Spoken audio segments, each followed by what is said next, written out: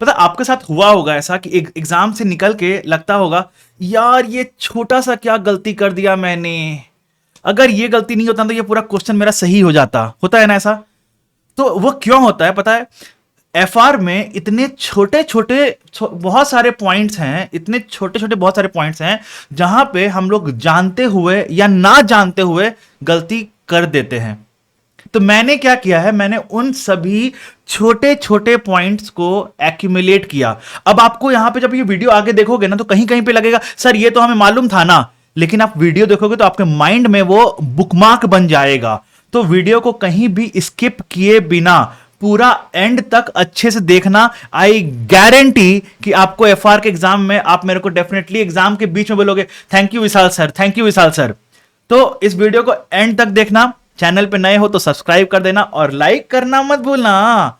चलो आ जाओ स्टार्ट करते हैं डिस्कशन। तो आ जाओ स्टार्ट करते हैं। तो सबसे पहला है आपका Ind AS 16 property plant and equipment. अब इसमें आपको याद होगा क्वेश्चन आता है बहुत बार, calculate the cost of the construction.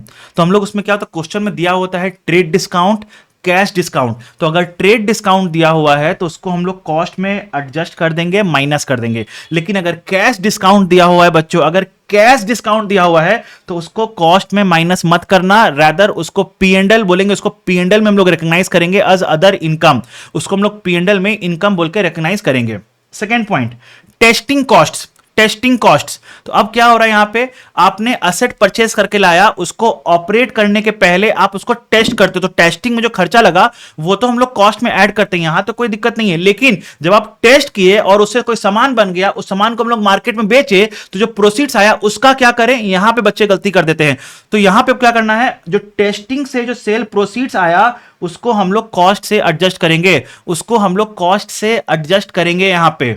Okay, now point number 3, आपके बुक में 3 क्वेश्चन है ऐसे, कौन सा बताऊं, सन लिमिटेड, गुड टाइम लिमिटेड और एक है संस्कार लिमिटेड। आपके बुक में ये 3 क्वेश्चन होगा जिसमें क्या बोल रहा होगा, कॉस्ट ऑफ कंस्ट्रक्शन निकालने बोल रहा होगा और बोला होगा हमने लोन लिया है।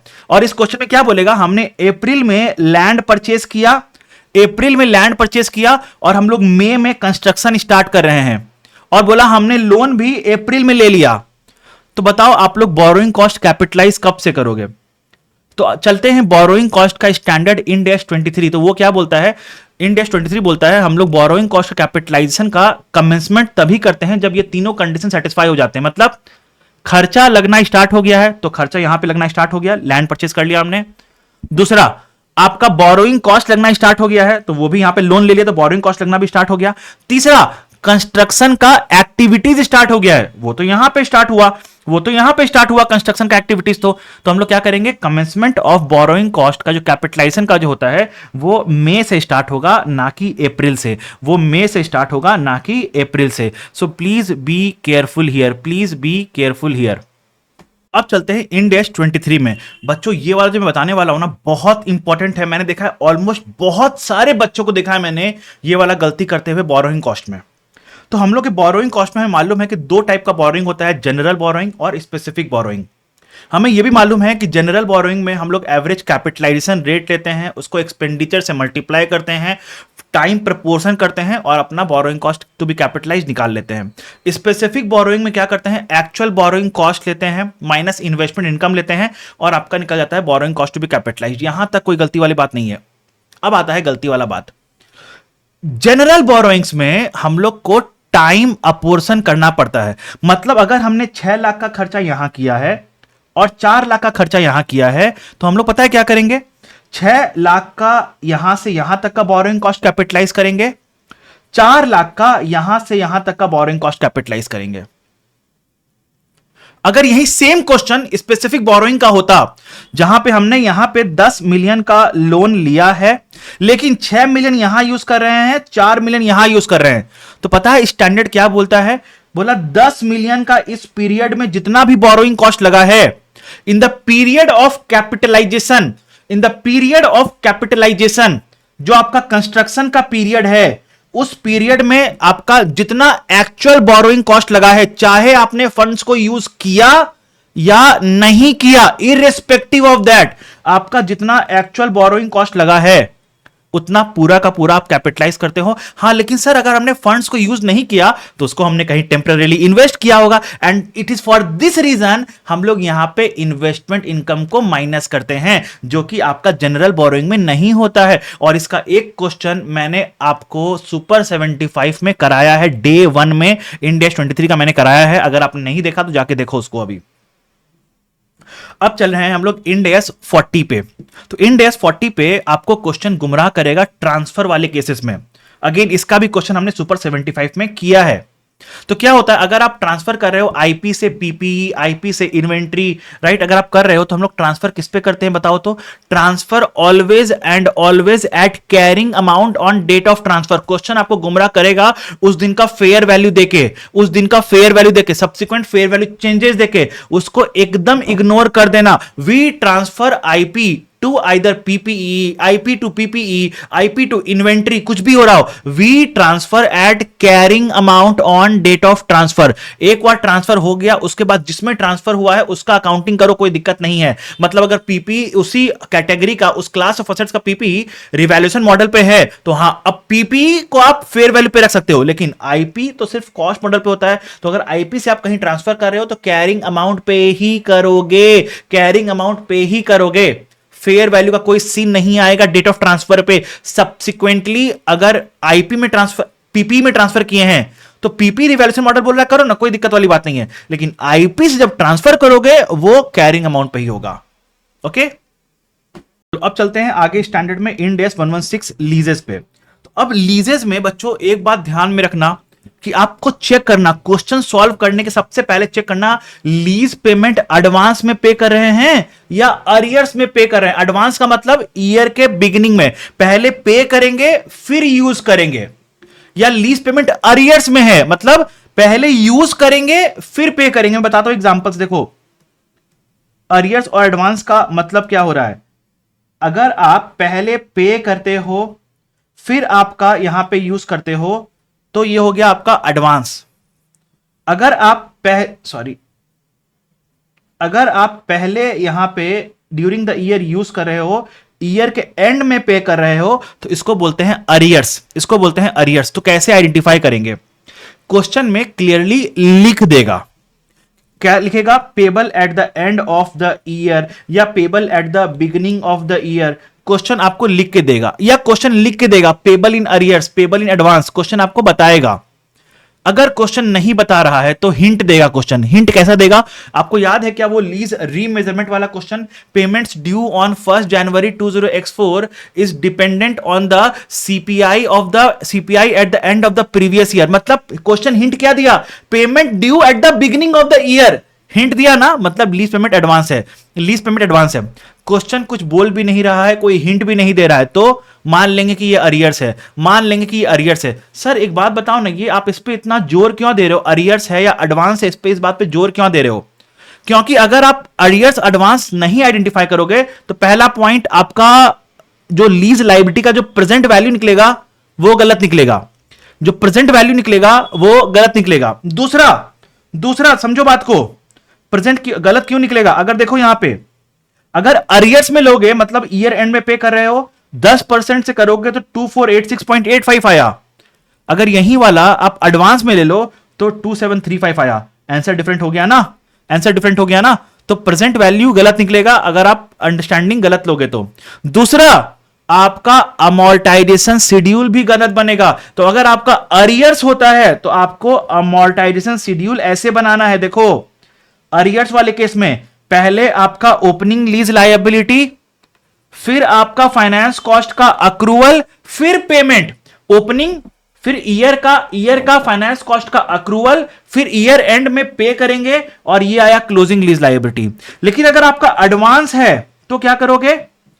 पहले ईयर का ओपनिंग होते ही, एडवांस है ना, बिगिनिंग ऑफ द ईयर, तो ओपनिंग होते ही फटाक से पहले पे करेंगे, फिर अक्रूवल करेंगे। और जो अक्रूवल करोगे किस पे करोगे? ओपनिंग माइनस लीज पेमेंट पे अक्रूवल करोगे, ओपनिंग माइनस लीज पेमेंट पे अक्रूवल करोगे, ओपनिंग माइनस लीज पेमेंट पे अक्रूवल करोगे, और ये आएगा आपका क्लोजिंग लीज लायबिलिटी, ये आएगा आपका क्लोजिंग लीज लायबिलिटी। तो एक बार इस टेबल को ध्यान से देख लो बच्चों, बहुत इंपॉर्टेंट है, सच बता रहा हूं। अगर नहीं समझ के जाओगे तो गलती होगा एग्जाम में। ओके, चलो नेक्स्ट पॉइंट में चल रहा हूं, ट्रांजैक्शन कॉस्ट। अगर लेसी कोई ट्रांजैक्शन कॉस्ट इनकर करता है तो वो उसका तो बड़ा सिंपल है, आरओयू में ऐड कर देते हैं, आरओयू में ऐड कर देते हैं।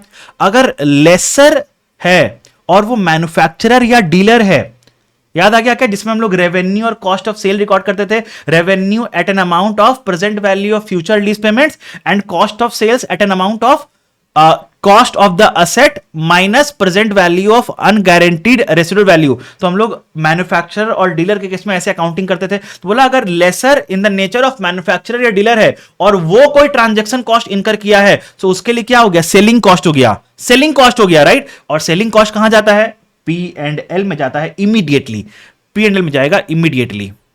Now use of discount rates. अब लीज के केस में भी बहुत सारा डिस्काउंट रेट का लोचा है।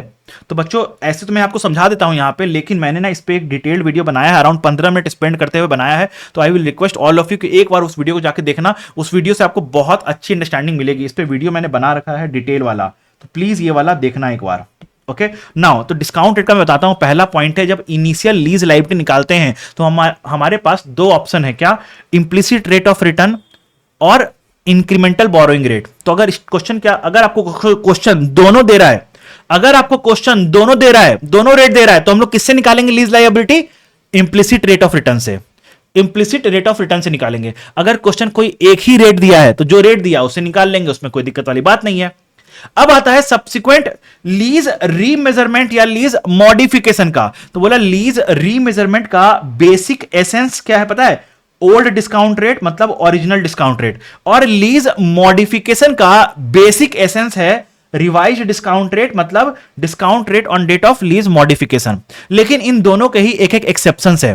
तो बोला लीज रीमेजरमेंट का आइडियली रेट तो हम लोग लेते हैं ओल्ड डिस्काउंट रेट, लेकिन अगर आपका चेंज हो रहा है reasonable certainty of purchase option, termination option या रिन्यूअल ऑप्शन, तो हम लोग लेंगे रिवाइज डिस्काउंट रेट, तो हम लोग लेंगे रिवाइज डिस्काउंट रेट। अगर किसी क्वेश्चन में दोनों ही चेंज हो गया तो क्या लेंगे, तो भी लेंगे हम लोग revise discount rate, revise discount rate. Okay now, lease modification का बेसिक एसेंस है रिवाइज डिस्काउंट रेट, लेकिन अगर आपका लीज टर्म डिक्रीज हुआ है, अगर आपका लीज टर्म डिक्रीज हुआ है तो हम लोग क्या करते हैं, लीज लायबिलिटी को रिड्यूस करते हैं, आरओयू को रिड्यूस करते हैं, उसका इंपैक्ट को पीएनएल में डालते हैं। तो जो लीज लायबिलिटी को रिड्यूस करते हैं ना, जो लीज लायबिलिटी को रिड्यूस करते हैं उसके लिए हम लोग ओरिजिनल डिस्काउंट रेट से रिड्यूस करते हैं। ओके, ओरिजिनल डिस्काउंट रेट से रिड्यूस करते हैं हम लोग। तो इसका पूरा एक डिटेल वीडियो मैंने बनाया है अराउंड 15 मिनट का। तो I will request all of you please go and check out that video, link मैं डिस्क्रिप्शन में डाल दूंगा। अब मैं आ रहा हूं Ind AS 36 impairment of assets पे। अब यहां पे क्या होता है, हमें मालूम है कि recoverable amount is equal to higher of fair value less cost to sell and value in use. Value in use को साइड रखते हैं, बात करना है मुझे fair value less cost to sell. अब पता है गलती कहां होगा, मैं आपको एग्जांपल लेके सिखाता हूं। हटाओ इसको, हटाओ एक मिनट, एक एग्जांपल लेता हूं।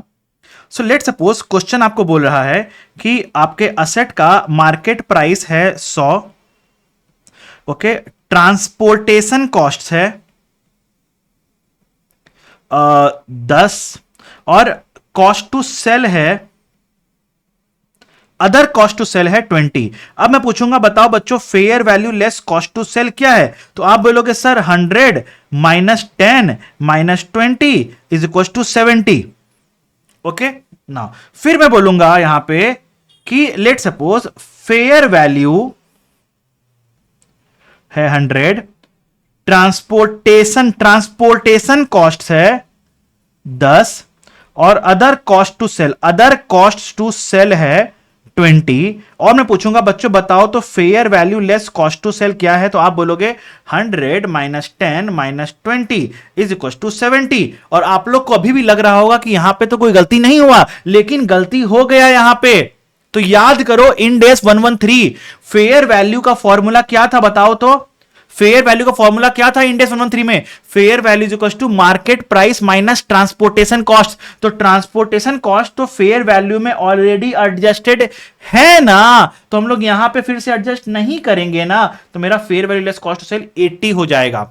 तो आपको क्या देखना है एग्जाम में, क्वेश्चन ध्यान से पढ़ना, क्वेश्चन ध्यान से पढ़ना और देखना क्वेश्चन मार्केट प्राइस बोल रहा है या फेयर वैल्यू बोल रहा है। अगर मार्केट प्राइस बोल रहा है तो ट्रांसपोर्टेशन कॉस्ट को एडजस्ट करना पड़ेगा।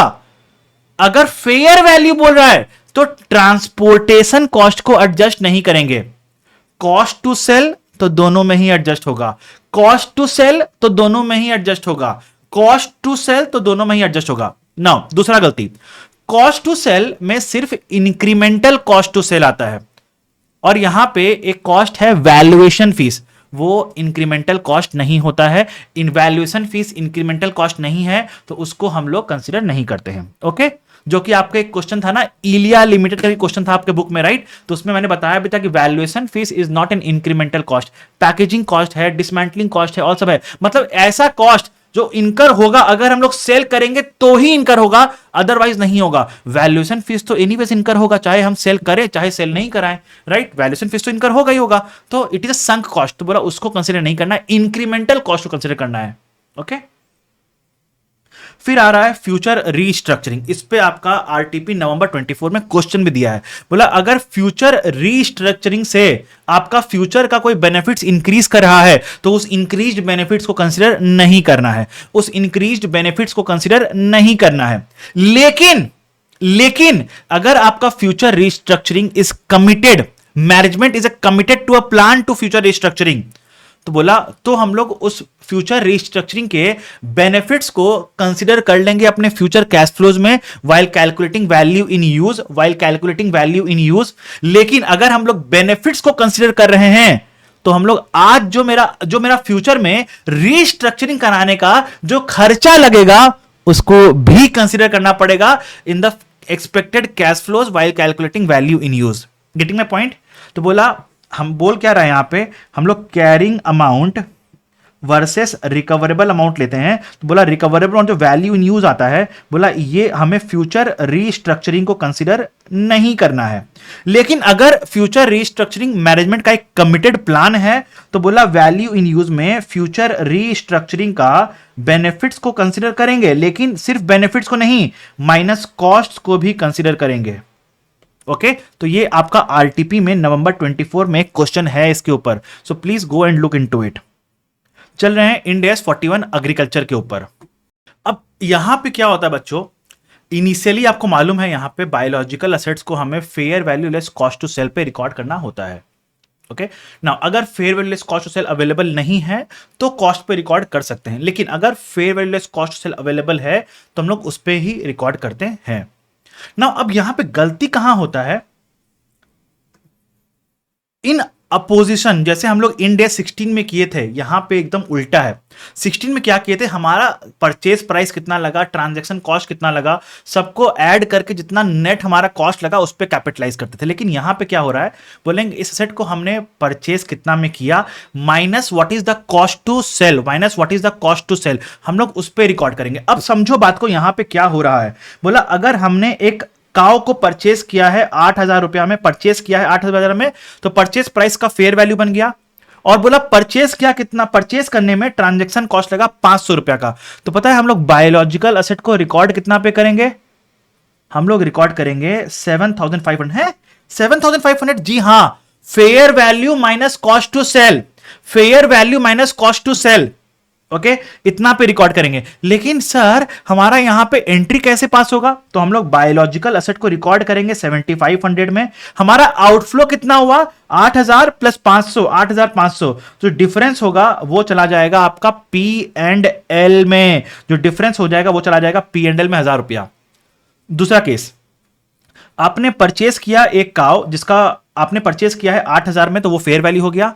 और जिससे परचेस किया, आपने जिससे परचेस किया उसने इनकर किया 500 रुपया, आपने नहीं इनकर किया, आपने जिससे परचेस किया अब उसने इनकर किया 500 रुपया। तो fair value cost to sell कितना हो गया, 8,000 माइनस 500 इस 7,500। तो हम लोग बायोलॉजिकल एसेट को रिकॉर्ड करेंगे 7,500 पे। हमारा आउटफ्लो कितना हुआ, 8,000 हमने पे किया बस, तो ये हुआ। जो डिफरेंस होगा वो चल जाएगा कहां पे, जो डिफरेंस होगा वो चल जाएगा कहां पे, P&L में चल जाएगा। वो डिफरेंस कहां चल जाएगा, P&L में। सो यहां पे मैं बोलना चाहूंगा, irrespective of who has incurred the transaction cost, we will record the biological asset at fair value less cost to sell।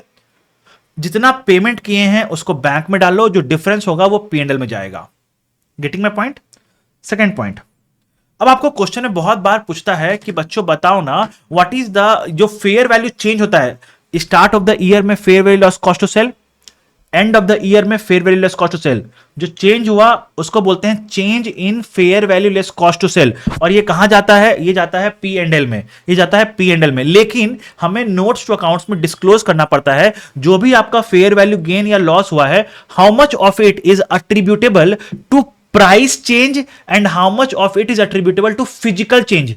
मतलब पहले अगर साल के स्टार्टिंग में हमारे पास कोई काव थी, कोई गाय थी जिसका उम्र 3 साल था, तो 1 साल के बाद तो उसका उम्र 4 साल हो गया ना, उसका एज 4 साल हो गया ना, बीच में हैप्पी बर्थडे आ गया होगा ना काव का, राइट? तो एज बढ़ गया होगा। तो बोला एज बढ़ने के कारण कितना चेंज आया और इस 1 साल में प्राइस कितना चेंज हो गया। तो बताओ उसके दोनों में एट्रीब्यूट कैसे करेंगे। तो स्टैंडर्ड यहां पे बोलता है एट्रीब्यूट कैसे करना है। बोला पहले यहां पे देखो 3 ईयर ओल्ड काउ का वैल्यू क्या था और यहां पे 3 ईयर ओल्ड काउ का वैल्यू क्या है। मतलब keeping the age constant, keeping the age constant, what is the change of price. तो 500 से 516, 500 से 516, तो आपका चेंज हुआ 16 रुपया, 16 रुपया चेंज हुआ है due to price. Now keeping the यहां पे date age constant, what is the change due to physical change. 3 साल वर्सेस 4 साल में क्या चेंज हुआ है देखो तो 40 माइनस 16 इज 24। ओके, सो हमेशा एक बात ध्यान में रखना, आपको ग्राफ ऐसे लेना है, आपको ग्राफ ऐसे लेना है। मतलब पहले प्राइस चेंज फिर फिजिकल चेंज।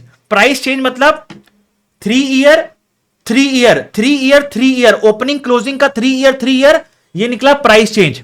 ना क्लोजिंग डेट पे 3 ईयर 4 ईयर, ये निकला फिजिकल चेंज। ये वाला स्ट्रक्चर ध्यान में रखोगे तो कभी गलती नहीं होगा। हमेशा ध्यान रखना प्राइस चेंज ऐसा ऐसा होता है, फिजिकल चेंज ऐसा ऐसा होता है।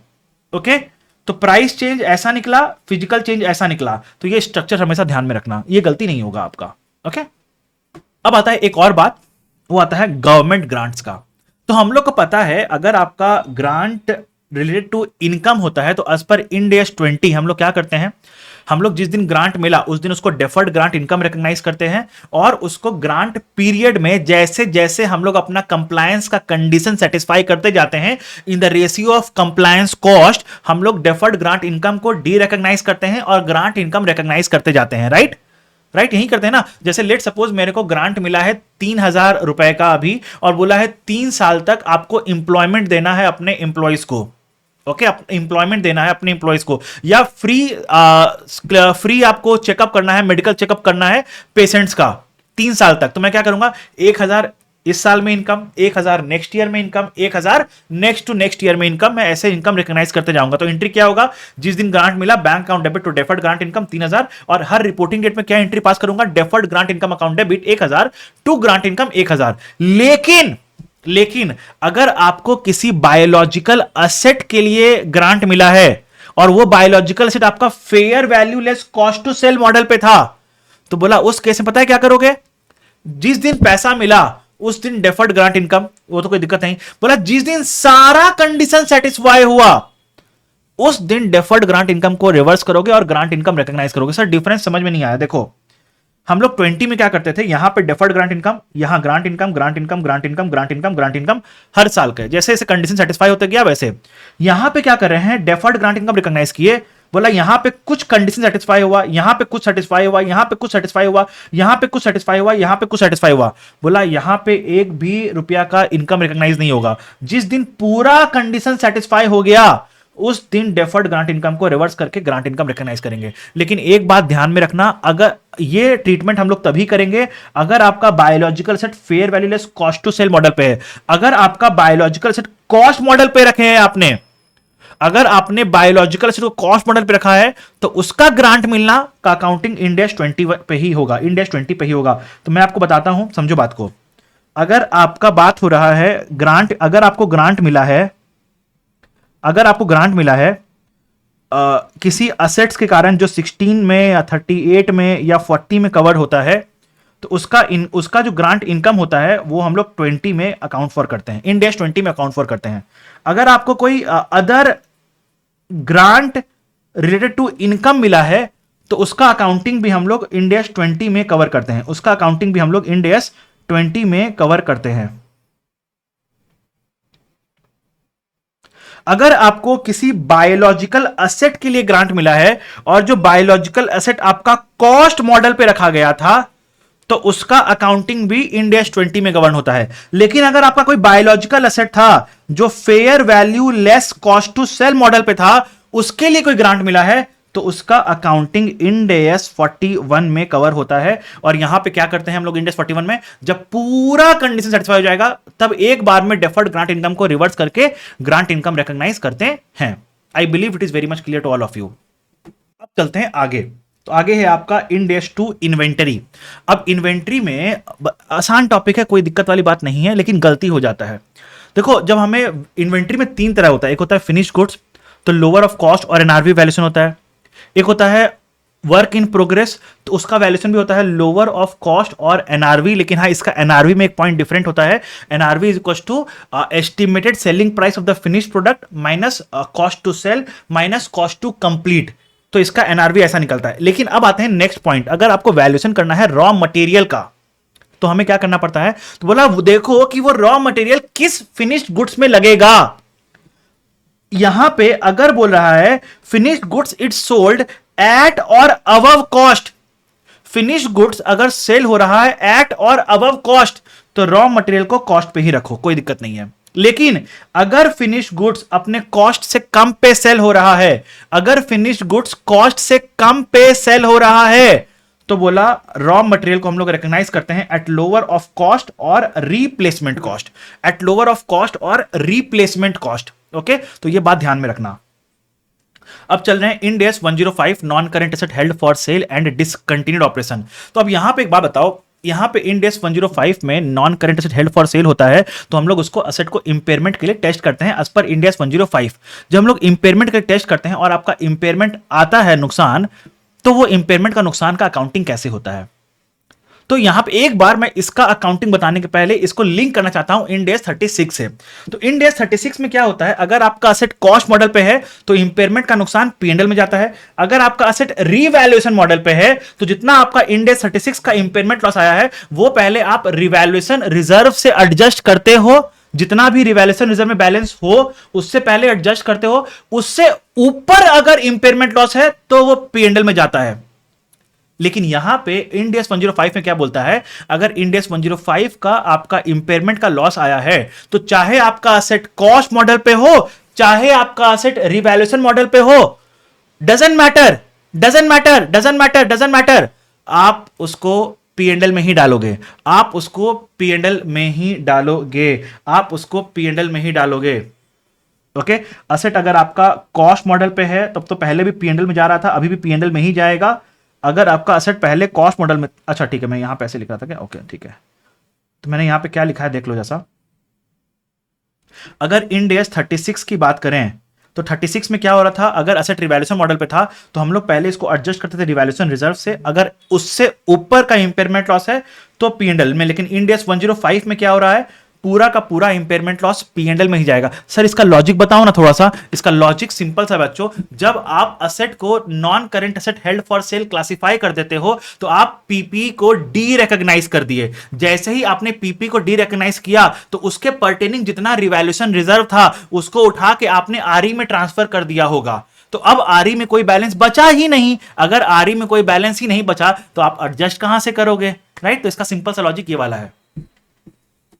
अब नेक्स्ट क्या है, चेंज ऑफ प्लान। मतलब आपने हेल्ड फॉर सेल क्लासिफाई कर दिया था पहले, लेकिन अब आपका प्लान चेंज हो गया है, अब इसको सेल नहीं करना चाहते हो आप, अब इसको आप सेल नहीं करना चाहते हो, तो अब यहां पे आप क्या करोगे बताओ? तो यहां पे you have to bring the asset, you have to bring the asset to lower of carrying amount. अगर इंड एस 105 का इंपेयरमेंट नहीं लगाते, अगर 105 का इंपेयरमेंट नहीं लगाते तो आज कैरिंग अमाउंट क्या होता, and recoverable amount as per Ind AS 36, recoverable amount as per Ind AS 36। Okay, तो यहां तक आपको असेट को लाना पड़ेगा। इस प्रोसेस में लाने में अगर कोई डिफरेंस आता है, अगर कोई डिफरेंस आता है, ठीक है, तो उस डिफरेंस को हम लोग पीएनएल में रिकॉग्नाइज करेंगे, उस डिफरेंस को हम लोग पीएनएल में रिकॉग्नाइज करेंगे।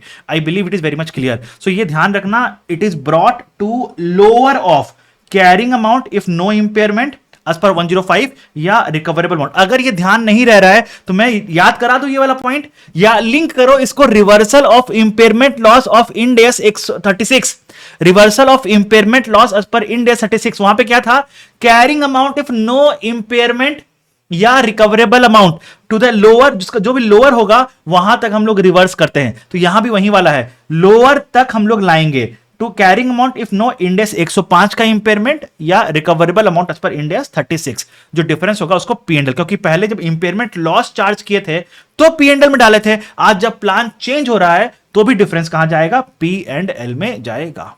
ओके, चलो नेक्स्ट चलते हैं, दैट इज रेवेन्यू। अब रेवेन्यू में जो मैं डिस्कस करने जा रहा हूं बच्चों, बहुत बहुत बहुत इंपॉर्टेंट है ये पॉइंट, बहुत इंपॉर्टेंट है ये पॉइंट, समझना मेरी बातों को ध्यान से। जब आपका revenue over a period of time recognise होता है तो आपको याद होगा, आपको मालूम होगा, हम लोग को मेजर ऑफ प्रोग्रेस आइडेंटिफाई करना पड़ता है, that is percentage of completion. हर रिपोर्टिंग डेट पे देखना पड़ता है कितना काम कंप्लीट हुआ, उसके अकॉर्डिंग हम लोग रेवेन्यू रिकॉर्ड करते हैं। Okay, now revenue can be recorded as per input method या आउटपुट मेथड। मतलब लोग मेजर ऑफ प्रोग्रेस को इनपुट मेथड से भी मेजर कर सकते हैं, आउटपुट मेथड से भी मेजर कर सकते हैं। लेकिन जब भी देखना, अगर क्वेश्चन आपका over a period of time का आ रहा है तो सबसे पहले देखना what is the total expected contract, total contract price and what is the total expected cost, और इवैल्यूएट करना कि ओवरऑल कॉन्ट्रैक्ट प्रॉफिटेबल है, लॉस मेकिंग है या अनसर्टेन है, क्योंकि ट्रीटमेंट तीनों में बदल जाएंगे। अगर आपका कॉन्ट्रैक्ट ओवरऑल प्रॉफिटेबल है तब तो कोई दिक्कत नहीं है, बोला आप अपना रेवेन्यू को और कॉस्ट ऑफ सेल्स को नॉर्मली रिकॉग्नाइज करो एज पर इनपुट मेथड या आउटपुट मेथड, जो भी क्वेश्चन में दिया हुआ है उससे आप ना नॉर्मली रिकॉग्नाइज करो, कोई दिक्कत नहीं अगर कॉन्ट्रैक्ट प्रॉफिटेबल है तो। अगर आपका कॉन्ट्रैक्ट कोई लॉस मेकिंग कॉन्ट्रैक्ट है तो यहां पे आपको रेवेन्यू रिकॉग्निशन 2 स्टेज में करना पड़ेगा। स्टेज 1 क्या है, रिकॉग्नाइज करो पहले रेवेन्यू, अपना रेवेन्यू और cost of sales normally as per input method या आउटपुट मेथड। उसके बाद स्टेज 2 में आओ, बोलो अपना ओवरऑल लॉस इस कॉन्ट्रैक्ट में कितना होगा, मतलब what is the total contract price and what is the total expected cost, overall loss कितना होगा, ओवरऑल लॉस कितना होगा। लेट सपोज हम लोग मानते हैं एग्जांपल कि ओवरऑल लॉस 20 होगा, बोला लॉस आपने ऑलरेडी पीएनडल में कितना रिकॉग्नाइज कर लिया, मतलब लेट सपोज हमने इस साल पीएनडल में रेवेन्यू रिकॉग्नाइज किया है 65 का, हमने इस साल पीएनडल में रेवेन्यू रिकॉग्नाइज किया 65 का और कॉस्ट रिकॉग्नाइज किया है 58 का, कॉस्ट रिकॉग्नाइज किया है 58 का। तो हमने पीएनडल में कॉस्ट 58 नहीं, कॉस्ट कर दो 72 कर दो, कॉस्ट 72 कर दो, कॉस्ट 72 कर दो, लॉस ला रहा है ना, लॉस ऑलरेडी रिकॉग्नाइज। तो हमने रेवेन्यू 65 का, कॉस्ट 72 का रिकॉग्नाइज किया है, तो मतलब हमने 7 का लॉस ऑलरेडी रिकॉग्नाइज कर लिया है। सो अब लॉस बचा कितना, लॉस बचा कितना का, 13 का लॉस बचा। तो बोला इस 13 का लॉस को भी आज ही रिकॉग्नाइज करना पड़ेगा, क्यों,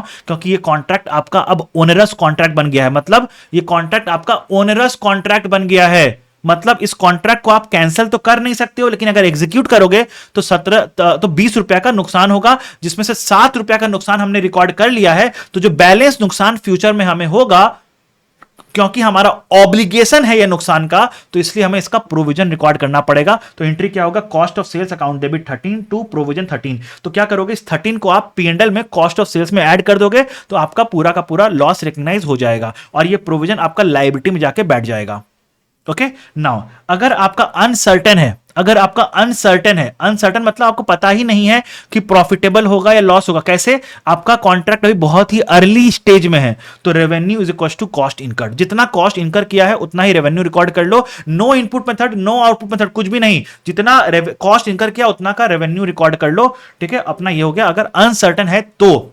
अब कुछ कुछ पॉइंट और मुझे बताना है, आप इनपुट मेथड में और आउटपुट मेथड में रेवेन्यू कैसे रिकॉर्ड करते हो, यहां पे भी गलती होने के बहुत ज्यादा सिग्निफिकेंट चांसेस है। तो अगर आपका इनपुट मेथड है तो सबसे पहले आप मेजर ऑफ प्रोग्रेस कैसे निकालते हो, तो बोलो कॉस्ट इनकर्ड टिल डेट, आज तक मेरा कॉस्ट कितना खर्चा हुआ है। 3 साल का कॉन्ट्रैक्ट था, ये आज फर्स्ट ईयर एंड है, तो इस साल में कितना खर्चा हुआ डिवाइडेड बाय इस साल में कितना खर्चा हुआ प्लस नेक्स्ट 2 साल में कितना खर्चा होगा, तो ये निकलेगा मेरा मेजर ऑफ प्रोग्रेस। अगर आप ईयर एंड 2 में जाओगे तो ईयर 1 में और ईयर 2 में एक्चुअल कितना खर्चा हुआ डिवाइडेड बाय ईयर 1 और ईयर 2 में का एक्चुअल खर्चा प्लस ईयर 3 का एक्सपेक्टेड खर्चा, सो इसलिए मैंने लिखा टोटल एक्सपेक्टेड कॉस्ट, तो ये निकलेगा आपका मेजर ऑफ प्रोग्रेस। तो रेवेन्यू क्या निकलेगा, टोटल आपका जो ट्रांजैक्शन प्राइस था, जो भी एलोकेटेड ट्रांजैक्शन प्राइस था इस परफॉर्मेंस ऑब्लिगेशन के लिए, multiplied by measure of progress. तो इतना रेवेन्यू मेरा रिकॉग्नाइज होना चाहिए था cumulative, minus what is the revenue that I have already recognised. I believe आप समझ पा रहे होगे यहां पे। सर ये तो मुझे आता था, इसमें कुछ कुछ पॉइंट है बच्चों जो एग्जाम में आप गलती कर सकते हो, तो प्लीज ध्यान से सुनना सब चीजों को। कॉस्ट क्या होगा, कॉस्ट क्या होगा, total expected cost multiplied by measure of progress minus already recognised. So ये अल्टीमेटली उतना, ये अल्टीमेटली पता है क्या आएगा, cost incurred in the current year. ये ultimately cost incurred in the current year ही आएगा, ultimately cost incurred in the current year ही आएगा। ओके नाउ अगर आपका आउटपुट मेथड है तो मेजर ऑफ प्रोग्रेस कैसे निकालोगे, वर्क सर्टिफाइड टिल डेट, आज तक वर्क सर्टिफाइड कितना हुआ है, divided by the contract price, divided by total contract price, तो आपका निकलेगा मेजर ऑफ प्रोग्रेस। एक बात ध्यान रखना, हमेशा हमेशा मेजर ऑफ प्रोग्रेस को क्यूमुलेटिव निकालना, हमेशा मेजर ऑफ प्रोग्रेस को क्यूमुलेटिव निकालना, हमेशा इस क्यूमुलेटिव मेजर ऑफ प्रोग्रेस को कॉन्ट्रैक्ट ट्रांजैक्शन प्राइस से मल्टीप्लाई करना, तो cumulative revenue to be recognised निकलेगा, माइनस करना what is the revenue already recognised, तो आपको आएगा what is the revenue to be recognised in the current year. मैं फिर से बोल रहा हूं, मेजर ऑफ प्रोग्रेस को क्यूमुलेटिव निकालना, इस क्यूमुलेटिव मेजर ऑफ प्रोग्रेस को ट्रांजैक्शन प्राइस से मल्टीप्लाई करना, कॉन्ट्रैक्ट प्राइस से मल्टीप्लाई करना, तो आपका आएगा cumulative revenue to be recognised till date. इससे माइनस करना कि प्रीवियस ईयर्स में आपने कितना रेवेन्यू रिकॉग्नाइज कर लिया है, तो ये आएगा आपका revenue to be recognised in the current year. This is the correct way of calculating the revenue to be recognised. Okay now cost कैसे निकालोगे, total expected cost multiplied by measure of progress minus already recognised, total expected cost multiplied by measure of progress minus already recognised, ये आपका आ जाएगा cost. एक बात और मैं आपको बताता हूं यहां पे, एक बात और बताता हूं, अगर आपका कॉस्ट जो आपने रिकॉग्नाइज किया है वो ज्यादा है जितना आपने कॉस्ट एक्चुअली में पे किया है, तो पता क्या आएगा, आपने ज्यादा खर्चा रिकॉर्ड किया है, पे कम किया है, तो आपका आएगा कॉन्ट्रैक्ट लायबिलिटी। अगर आपने कॉस्ट्स रिकॉग्नाइज कम किया है लेकिन पेमेंट ज्यादा कर दिया है, तो क्या आ जाएगा, आपने पेमेंट ज्यादा कर दिया, आपका असेट हो गया, तो क्या आ जाएगा, कॉन्ट्रैक्ट असेट। ये आपके बुक में क्वेश्चन है निवान लिमिटेड, उसमें ये वाला कॉन्सेप्ट लग रहा है बच्चों। ओके निवान लिमिटेड में ये क्वेश्चन कॉन्सेप्ट लगेगा। नाउ जब आप मेजर ऑफ प्रोग्रेस निकालोगे, जब आप मेजर ऑफ प्रोग्रेस निकालोगे तो उसमें एबनॉर्मल कॉस्ट को कंसीडर मत करना, एबनॉर्मल कॉस्ट को कंसीडर मत करना। अगेन निवान लिमिटेड में ये क्वेश्चन अगेन है जिसमें 32 लाख का कॉस्ट था, 2 लाख का एबनॉर्मल कॉस्ट था, तो इस 2 लाख का जो एबनॉर्मल कॉस्ट था इसको हमने मेजर ऑफ प्रोग्रेस निकालने में कंसीडर नहीं किया था। ठीक है, तो अगर आपका एबनॉर्मल कॉस्ट है तो उसको हम लोग एक्सक्लूड कर देंगे, और अगर आपका कॉस्ट ऑफ स्पेसिफिक असेट है तो उसको भी हम लोग कंसीडर नहीं करते हैं मेजर ऑफ प्रोग्रेस निकालने में। तो जब मैं बोल रहा हूं कंसीडर नहीं करेंगे, मतलब न्यूमरेटर में भी नहीं करेंगे, डिनोमिनेटर भी नहीं करेंगे, मतलब कॉस्ट इनकर्ड टिल डेट में भी कंसीडर नहीं करना, टोटल एक्सपेक्टेड कॉस्ट में भी मत करना, प्योर इसके बिना मेजर ऑफ प्रोग्रेस निकालना। तो एलिवेटर का क्वेश्चन आपको याद है ना, आपके बुक में एलिवेटर और एसी वाला क्वेश्चन है जिसमें एलिवेटर का आपको रेवेन्यू अलग, जितना कॉस्ट लगा एलिवेटर का उतना का ही कॉस्ट रिकॉर्ड कर लो, उतना का ही रेवेन्यू रिकॉर्ड कर लो। मैंने आपको पढ़ाया है ये वाला क्वेश्चन, और मैंने ये वाला सुपर 75 में भी लिया है, निवान लिमिट भी सुपर 75 में है, ये एलिवेटर वाला क्वेश्चन भी सुपर 75 में है। So please go and watch that, अगर आपने नहीं देखा है तो लिंक मैं डिस्क्रिप्शन में डाल दूंगा। नाउ डिस्काउंट वाउचर क्वेश्चन आता है एक आपके बुक में, आपके एग्जाम में बहुत बार आ चुका है, एग्जाम में भी पास्ट आपका आ चुका है और आरटीपी में भी दिया हुआ है बहुत बार। तो उसमें क्या बोलता है, एंटिटी ने कस्टमर को एक डिस्काउंट वाउचर दिया है 40% का। ओके, और एंटिटी सारे ही कस्टमर्स को 10% का डिस्काउंट दे रही है, सब कस्टमर को, लेकिन बोला ये 10% और ये 40% का डिस्काउंट एक साथ यूज नहीं कर सकते हैं। तो हम लोग जब स्टैंड अलोन सेलिंग प्राइस निकालते हैं डिस्काउंट वाउचर का, तो क्या निकालते हैं, ओनली मटेरियल राइट, मतलब ये ट्रांजैक्शन करने के कारण मेरे को कितना बेनिफिट मिला। तो 10% तो ऐसे सबको ही मिला, तो मेरे को ही मिलता, मेरे को अभी मिला 40%, तो मेरे को एक्स्ट्रा कितना मिला 30%। तो इसका क्वेश्चन भी हमारे सुपर 75 में है बच्चों। ओके चलो आगे चल रहे हैं प्रोविजंस पे। अब प्रोविजंस पे ऐसा तो कुछ डिफिकल्ट नहीं है, लेकिन बच्चों को क्वेरी रहता है, सर अगर क्वेश्चन आता है रीस्ट्रक्चरिंग प्रोविजन का, अगर क्वेश्चन आता है रीस्ट्रक्चरिंग प्रोविजन का, तो किसका प्रोविजन बनाना है, किसका प्रोविजन नहीं बनाना है, समझ में ही नहीं आता है। तो एक बात याद रखना, any cost directly related to restructuring, जो खर्चा रीस्ट्रक्चरिंग के कारण ही लग रहा है, उसका प्रोविजन बनेगा। एनी कॉस्ट फॉर रीस्ट्रक्चरिंग के बाद का जो खर्चा है उसका प्रोविजन नहीं बनेगा। जैसे फ्यूचर ऑपरेटिंग लॉस नहीं बनेगा, नहीं बनेगा। रीस्ट्रक्चरिंग के बाद जो इंप्लॉइज मेरे पास रह जाएंगे, रीस्ट्रक्चरिंग के बाद जो इंप्लॉइज मेरे पास रह जाएंगे, उनको मैं अगर कोई ट्रेनिंग दे रहा हूं, उनका कोई रीलोकेशन करा रहा हूं, कोई मार्केटिंग का खर्चा करा रहा हूं, तो इसका प्रोविजन नहीं बनेगा। रीस्ट्रक्चरिंग में मैंने अगर कोई असेट्स को डिस्पोज ऑफ करूंगा, उस पर कोई गेन या लॉस होगा, तो उसका प्रोविजन भी नहीं बनेगा। जब एक्चुअल गेन लॉस होगा तो उसका हम लोग रिकॉर्ड कर लेंगे, अभी नहीं बनेगा। हम लोग जो रीस्ट्रक्चरिंग के बाद कोई नए इंप्लॉइज को हायर करेंगे, तो उसका रिक्रूटमेंट का कॉस्ट लगेगा, उसको हायर करने का कॉस्ट लगेगा, तो उसको भी कंसीडर नहीं करेंगे। नए मैनेजर को लाए, उसको सैलरी देंगे, उसका भी प्रोविजन नहीं बनेगा। तो प्रोविजन बनेगा किसका? हम लोग रीस्ट्रक्चरिंग में जो इंप्लॉइज को टर्मिनेट कर रहे हैं, उसको जो टर्मिनेशन पे बेनिफिट्स पे कर रहे हैं, उसका प्रोविजन बनेगा। लीगल कॉस्ट ऑफ रीस्ट्रक्चरिंग का प्रोविजन बनेगा। रिडंडेंसी कॉस्ट ऑफ इंप्लॉइज का प्रोविजन बनेगा। सो इस तीन चीज का ही प्रोविजन बनता है और किसी का प्रोविजन नहीं बनेगा। Clear everyone? अब आते हैं प्रोविजन फॉर ओनरस कॉन्ट्रैक्ट। अगर आपका प्रोविजन होता है फॉर ऑनरस कॉन्ट्रैक्ट का, तो इसका क्वेश्चन किसी भी क्वेश्चन में एडजस्टमेंट में डाल के दे सकता है। सो बी केयरफुल। ओके, तो हम लोग प्रोविजन कितने अमाउंट का बनाते हैं, तो हम लोग को चेक करना पड़ता है कि अगर ये कॉन्ट्रैक्ट लॉस मेकिंग है, तो अगर इस कॉन्ट्रैक्ट को हम लोग एग्जीक्यूट करते हैं तो कितना का लॉस होगा। अगर इस कॉन्ट्रैक्ट को एग्जीक्यूट करते हैं, मतलब अगर एग्जीक्यूट करेंगे तो हमें इस कॉन्ट्रैक्ट में 1,00,000 यूनिट बनाना पड़ेगा और पर यूनिट का मेरे को सेलिंग प्राइस मिलेगा 50, लेकिन मेरा कॉस्ट लगेगा 55, तो मेरे को नुकसान कितना होगा? 5,00,000 का नुकसान होगा। लेकिन अगर आज मैं कॉन्ट्रैक्ट को कैंसिल कर देता हूं तो मुझे 6,00,000 का पेनल्टी पे करना पड़ेगा। तो मेरा फायदेमंद क्या है? लोअर। तो हम लोग लोअर लेंगे, यहां पे 5,00,000 का हम लोग प्रोविजन बनाएंगे, 5,00,000 का प्रोविजन बनाएंगे, 5,00,000 का प्रोविजन बनाएंगे। ओके, तो ये हो गया आपका प्रोविजन फॉर ओनरस कॉन्ट्रैक्ट। अब चलते हैं एक महारथी चैप्टर के पास, फाइनेंशियल इंस्ट्रूमेंट्स। अब फाइनेंशियल इंस्ट्रूमेंट्स में पता है इतने सारे डिस्काउंट रेट्स है, समझ में नहीं आता है कि फाइनेंशियल गारंटी में कौन सा डिस्काउंट रेट लेना है, फाइनेंशियल लायबिलिटी में कौन सा लेना है, financial liability with transaction cost में कौन सा लेना है, कंपाउंड फाइनेंशियल इंस्ट्रूमेंट में कौन सा लेना है, डेरिवेटिव में कौन सा लेना है आपका, फिर आपका और क्या क्या बताओ, फाइनेंशियल एसेट एट एसीएम में कौन सा लेना है, एट एफबीटी ओसीआई में कौन सा लेना है, ईसीएल में कौन सा लेना है, राइट, इतने मॉडिफिकेशन में कौन सा लेना है, एक्सटिंग्विशमेंट में कौन सा लेना है। इतने सारे डिस्काउंट रेट है कि समझ में ही नहीं आता है कि कब क्या करें। तो मैंने क्या किया है, अगेन इसका एक वीडियो बनाया है, मैं लिंक डिस्क्रिप्शन में डाल दूंगा। Please guys go and watch that. Again 10 से 15 मिनट का ही वीडियो है, मैंने डिटेल में बताने की कोशिश की उसमें सब चीज को आपको, तो गो एंड वॉच दैट। अब आते हैं कंपाउंड फाइनेंशियल इंस्ट्रूमेंट में। बहुत बच्चों को कंफ्यूजन होता है कि सर ये आइडेंटिफाई कैसे करें कि कौन सा इक्विटी है, कौन सा फाइनेंशियल लायबिलिटी है। तो एक बात समझो, हमेशा इंस्ट्रूमेंट को 3 हिस्सों में बांटो। पहला हिस्सा होगा प्रिंसिपल, दूसरा हिस्सा होगा इंटरेस्ट या डिविडेंड, तीसरा हिस्सा होगा कन्वर्जन राइट्स, तीसरा हिस्सा होगा कन्वर्जन राइट्स। अब तीनों को इंडिविजुअली असेस करो कि ये आपका क्या है। अगर प्रिंसिपल के लिए, if it is compulsorily convertible to fixed number of equity shares, if it is compulsorily convertible to fixed number of equity shares, तो ये है आपका equity. In rest all cases ये है आपका financial liability.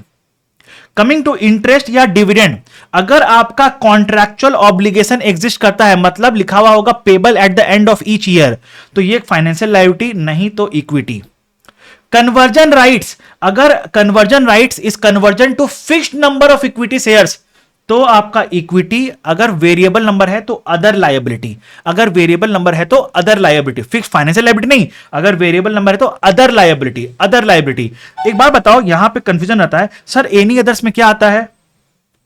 Optionally convertible to fixed number, optionally convertible to variable number, right, compulsory convertible to variable number, right, ये तीनों यहां पे आ जाएगा। या फिर अगर क्वेश्चन साइलेंट है तो भी यहां पे आ जाएगा।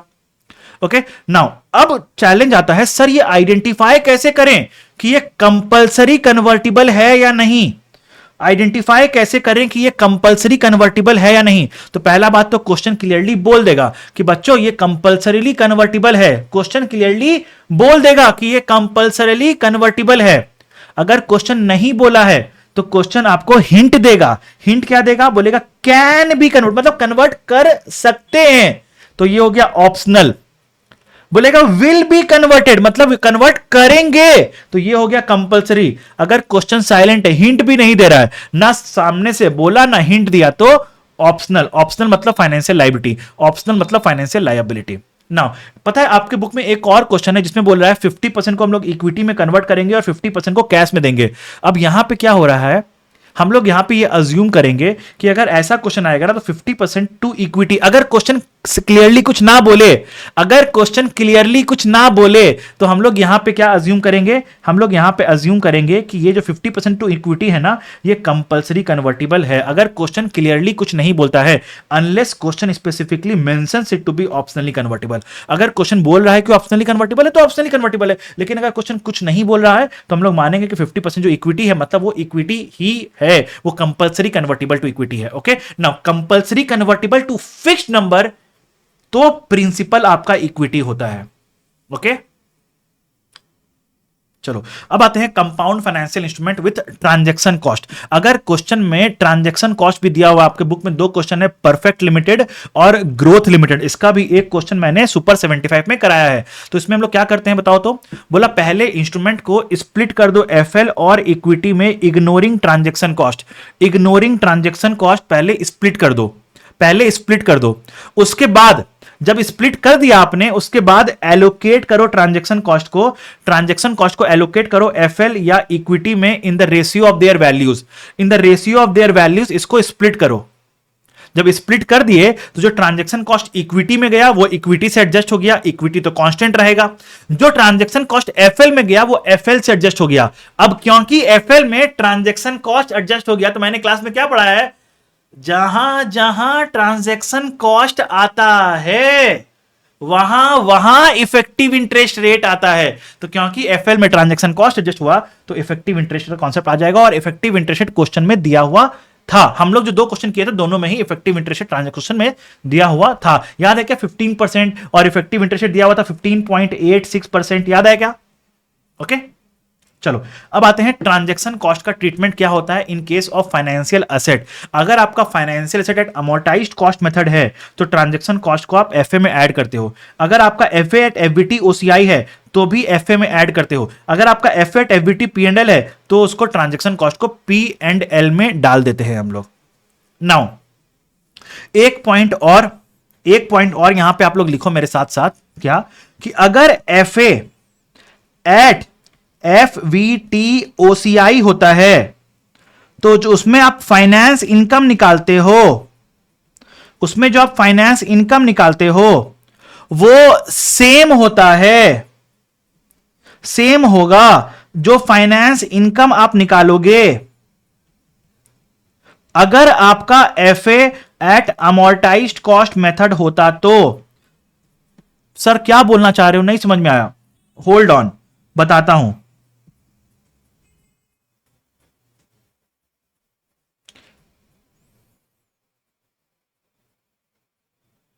अच्छा, इसको मैंने क्वेश्चन लिया था फाइनेंशियल एसेट्स के रिवीजन में, मैंने क्वेश्चन लिया था, इस पे एक एग्जांपल लिया था इनफैक्ट, एलडीआर में होगा, एलडीआर एफआई का एलडीआर ये रहा, इसका क्वेश्चन ये रहा। हाँ देखो, तो बोला एक एफए है, अगर आपका एफए अमोर्टाइज्ड कॉस्ट मेथड पे है तो आपका कितना आया? बोला एफए आपने इनिशियली परचेज किया था 97,000 पे, उस पे आपने इफेक्टिव इंटरेस्ट रेट से एफए का फाइनेंस इनकम निकाला 7760, 7981 और 8219। ये आपने इफेक्टिव जो अमोर्टाइजेशन शेड्यूल बनता है ना एफए का, opening plus FI minus payment is equal to closing, तो ये शेड्यूल से आपने ये वाला बना के निकाला। ओके, नाउ अब बोल रहा है अगर आपका एफए एट एफबीटी ओसीआई है तो उसमें क्या हो रहा है? आपने सेम किया, ट्रांजैक्शन कॉस्ट ऐड किया, फाइनेंस इनकम आपने इफेक्टिव इंटरेस्ट रेट से निकाला, आपको पेमेंट मिला, आपका क्लोजिंग बन गया। लेकिन आपने क्या किया, क्योंकि एफए एट फेयर वैल्यू है ना, फेयर वैल्यू है, तो आपने फेयर वैल्यू पे लाए और फेयर वैल्यू गेन आ गया यहां पे, राइट? तो अब आपका ये क्लोजिंग यहां का ओपनिंग बन गया। अब आप क्या करोगे? अब गलती क्या होगा? गलती क्या होगा आपका जो इफेक्टिव इंटरेस्ट रेट 8% है, वो आप 8% 1,10,000 पे लगा दोगे और पूरा क्वेश्चन गलत कर दोगे। तो ये गलती नहीं करना, ये गलती नहीं करना। तो क्या जो यहां पे फाइनेंस इनकम आएगा ना बच्चों, वो उसी शेड्यूल के हिसाब से आएगा, वो उसी शेड्यूल के हिसाब से आएगा। मतलब जो आपने एफए के लिए शेड्यूल बनाया था ना, एफ एट एसीएम, देखो 79818219, देखो वहीं आ रहा है 79818219, राइट। तो वो शेड्यूल के अकॉर्डिंग ही आएगा। मतलब ओरिजिनल जितना फाइनेंस इनकम आना चाहिए था उतना ही आएगा। ये फेयर वैल्यू से फाइनेंस इनकम मेरा चेंज नहीं होगा। तो ये बात ध्यान रखना, ये बात ध्यान रखना। ओके, मैं लिख भी दे रहा हूं, कहां गया मिस्टेक्स कंपाइलर, ये रहा। ओके हाँ, मैंने लिख दिया यहां पे। चलो अब आते हैं FA at of market terms, staff loan के केस में।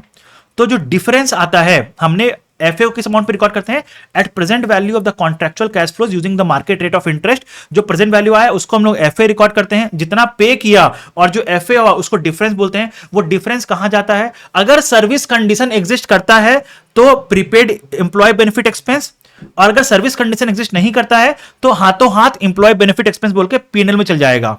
अगर prepaid employee benefit expense record किया है हमने, तो उसको over the period of service condition हम लोग उसको अमोर्टाइज करके पीएनएल में डाल देते हैं as employee benefit expense. Okay, now एक क्वेश्चन और था आपके बुक में, व्हील लिमिटेड का क्वेश्चन था, जिसमें प्री पेमेंट हो रहा था। तो बोला जब प्री पेमेंट होगा ना तो क्या करेंगे, हम लोग देखेंगे कि प्री पेमेंट के बाद कैरिंग अमाउंट कितना था, और प्री पेमेंट के बाद जो रिवाइज्ड कैश फ्लोज है उसका प्रेजेंट वैल्यू कितना था, और ये डिफरेंस कितना आया। जो ये डिफरेंस होता है, ये डिफरेंस का भी ट्रीटमेंट इसी हिसाब से होगा। अगर सर्विस कंडीशन था तो इस डिफरेंस को प्रीपेड एम्प्लॉय बेनिफिट एक्सपेंस में डालो, अगर सर्विस कंडीशन नहीं था तो इस जो प्री पेमेंट पे जो गेन लॉस हुआ उसको पीएनएल में डाल दो हाथों हाथ, उसको पीएनएल में डाल दो हाथों हाथ। ओके ना, अब चल रहे हैं मॉडिफिकेशन और एक्सटिंग्विशमेंट में गलती होने का बहुत हाई चांसेस है यहां पे। तो हम लोग मॉडिफिकेशन और एक्सटिंग्विशमेंट में क्या चेक करते हैं, हम लोग यहां पे चेक क्या करते हैं कि आपका टर्म्स और कंडीशन जो चेंज हुआ है उसके कारण आपका फाइनेंशियल लायबिलिटी सिग्निफिकेंटली अगर चेंज हुआ है तो एक्सटिंग्विशमेंट अकाउंटिंग, अगर सिग्निफिकेंटली चेंज नहीं हुआ है तो मॉडिफिकेशन अकाउंटिंग। मतलब अगर 10% या उससे ज्यादा चेंज हुआ है तो एक्सटिंग्विशमेंट अकाउंटिंग, मतलब termination of the old loan and creation of a new loan. अगर 10% से कम चेंज हुआ है तो मॉडिफिकेशन अकाउंटिंग, मतलब continuation of the old loan. अब जो हमें निकालना है कि ये 10% से चेंज हुआ है, कम हुआ है, उससे ज्यादा हुआ है, तो कैसे निकालेंगे। तो उसके लिए हमें लेना पड़ेगा what is the carrying amount of the old FL minus what is the revised FL divided by the carrying amount. तो ध्यान में रखना बच्चे, डिवाइड बाय रिवाइज्ड एफएल कर देते हैं, ठीक है। तो चेक कैसे करेंगे, मैं लिख रहा हूं इससे, carrying amount minus revised FL divided by carrying amount. अब ये रिवाइज्ड एफएल कैसे निकाले, तो एक बात समझना, हमें जब रिवाइज्ड एफएल निकालना है तो स्टैंडर्ड बोल रहा है सारे नए टर्म्स कंडीशंस लो, सारे नए टर्म्स कंडीशंस के हिसाब से कॉन्ट्रैक्चुअल कैश फ्लोज लो, लेकिन उसको प्रेजेंट वैल्यू ओरिजिनल रेट से ही करना। क्यों, जो कैरिंग अमाउंट है ये जिस रेट से बनाया गया है उसी रेट से रिवाइज को बनाना, so that we are actually able to assess कि अगर डिस्काउंट रेट सेम रहता है then what is the impact of change in terms and conditions. Okay, so terms conditions revised वाला लेना, लेकिन डिस्काउंट रेट ओल्ड लेना। तो इसीलिए मैंने लिखा है जब आपको इवैल्यूएट करना है कि ये मॉडिफिकेशन है या एक्सटिंग्विशमेंट है तो हम लोग ओल्ड डिस्काउंट रेट ही लेंगे। ओके नाउ, और जो अगर कोई ट्रांजैक्शन कॉस्ट लगा है तो इस ट्रांजैक्शन कॉस्ट को भी कंसीडर करना while calculating present value of the revised cash flows. इसमें ट्रांजैक्शन कॉस्ट को भी कंसीडर करना जब आप इवैल्यूएट करते हो कि मॉडिफिकेशन लगेगा या एक्सटिंग्विशमेंट लगेगा, तो आपको ओरिजिनल डिस्काउंट रेट लेना है, ट्रांजैक्शन कॉस्ट को कंसीडर करना है while calculating present value of the revised FL. अब आपको अगर ये सॉर्टेड हो गया है कि हाँ मेरा तो मॉडिफिकेशन का अकाउंटिंग ही लगने वाला है, तब बोला आपको ओरिजिनल डिस्काउंट रेट से, क्योंकि मॉडिफिकेशन मतलब क्या, कंटिन्यूएशन ऑफ द ओल्ड, तो continuation of the old rate भी करेंगे हम लोग, ओल्ड रेट से ही अकाउंटिंग करेंगे हम लोग। ओके नाउ, अगर कोई ट्रांजैक्शन कॉस्ट लगा था तो उस ट्रांजैक्शन कॉस्ट को एफएल में एडजस्ट कर दो। अब क्योंकि ट्रांजैक्शन कॉस्ट को हमने एफएल में एडजस्ट किया है तो हमें यहां पे नया इफेक्टिव इंटरेस्ट रेट कैलकुलेट करना पड़ेगा, हमें इफेक्टिव इंटरेस्ट रेट कैलकुलेट करना पड़ेगा नया। ओके ना, अगर हमारा ये सॉर्टेड हो गया है कि हमें एक्सटिंग्विशमेंट अकाउंटिंग ही लगाना है, तो हम लोग यहां पे अब लेंगे रिवाइज्ड डिस्काउंट रेट, हम लोग लेंगे रिवाइज्ड डिस्काउंट रेट। ओके, और अगर कोई ट्रांजैक्शन कॉस्ट लगा है तो मानते हैं कि ट्रांजैक्शन कॉस्ट ओल्ड एफएल के लिए लगा था, तो ये आपका पी एंड एल में चल जाएगा। नाउ अगर आप मॉडिफिकेशन अकाउंटिंग लगाते हो तब तो बड़ा सिंपल है, कोई दिक्कत वाली बात नहीं, लेकिन अगर आप एक्सटिंग्विशमेंट अकाउंटिंग लगाते हो तो क्या बोलते हैं, old FL gets derecognised, new FL is recognised, तो उनके बीच में कोई डिफरेंस तो होगा ना, मतलब old FL account debit to new FL, old FL account debit to new FL, बीच में कोई डिफरेंस आएगा उसको हम लोग पी एंड एल में भेज देंगे। Okay, now initial recognition of FA and FL अगर मार्केट टर्म्स पे है तो एफए एंड एफएल को हम लोग किस अमाउंट पे रिकॉग्नाइज करते हैं, तो हमेशा ध्यान रखो FL is recognised at net amount received, net amount जो आपको आज रिसीव हुआ है उस पे रिकॉर्ड करते हो एफएल को, और एफए को रिकॉर्ड करते हैं at net amount paid, at net amount paid पे रिकॉग्नाइज करते हो। तो देखो एक बात समझो, रिलायंस ने बैंक से लोन लिया है 1 लाख रुपया का, रिलायंस ने बैंक से लोन लिया 1 लाख रुपया का, और इस लोन पे उसने प्रोसेसिंग फीस पे किया 5,000 रुपया का, और ट्रांजैक्शन कॉस्ट इनकर किया 2,000 रुपया का। तो बताओ रिलायंस के पास नेट कितना आया, 1 लाख आया, 5,000 गया, 2,000 गया, तो 1 लाख माइनस 5,000 माइनस 2,000 इज 93,000 आपका एफएल हो गया, और हम लोग बोलेंगे कि ये 5,000 plus 2,000 is my transaction cost. ठीक है, तो 7,000 का ट्रांजैक्शन कॉस्ट हुआ, 1 लाख का हमें पैसा आया था, तो नेट हमारे पास आया 93,000। अब बात करते हैं बैंक, बैंक के लिए तो एफए हो गया, बैंक किस पे रिकॉर्ड करेगा, नेट अमाउंट पेड, तो आपने दिया क्या 1 लाख दिया, और आपने ट्रांजैक्शन कॉस्ट इनकर किया 1,000, और आपको मिला कितना 5,000, तो आपको नेट कितना, नेट आपको कितना पे करना पड़ा बताओ तो, 1 लाख प्लस 1,000 माइनस 5,000 इज 96,000, तो आपका एफए रिकॉर्ड होगा 96,000 पे अगर मार्केट टर्म्स पे है तो।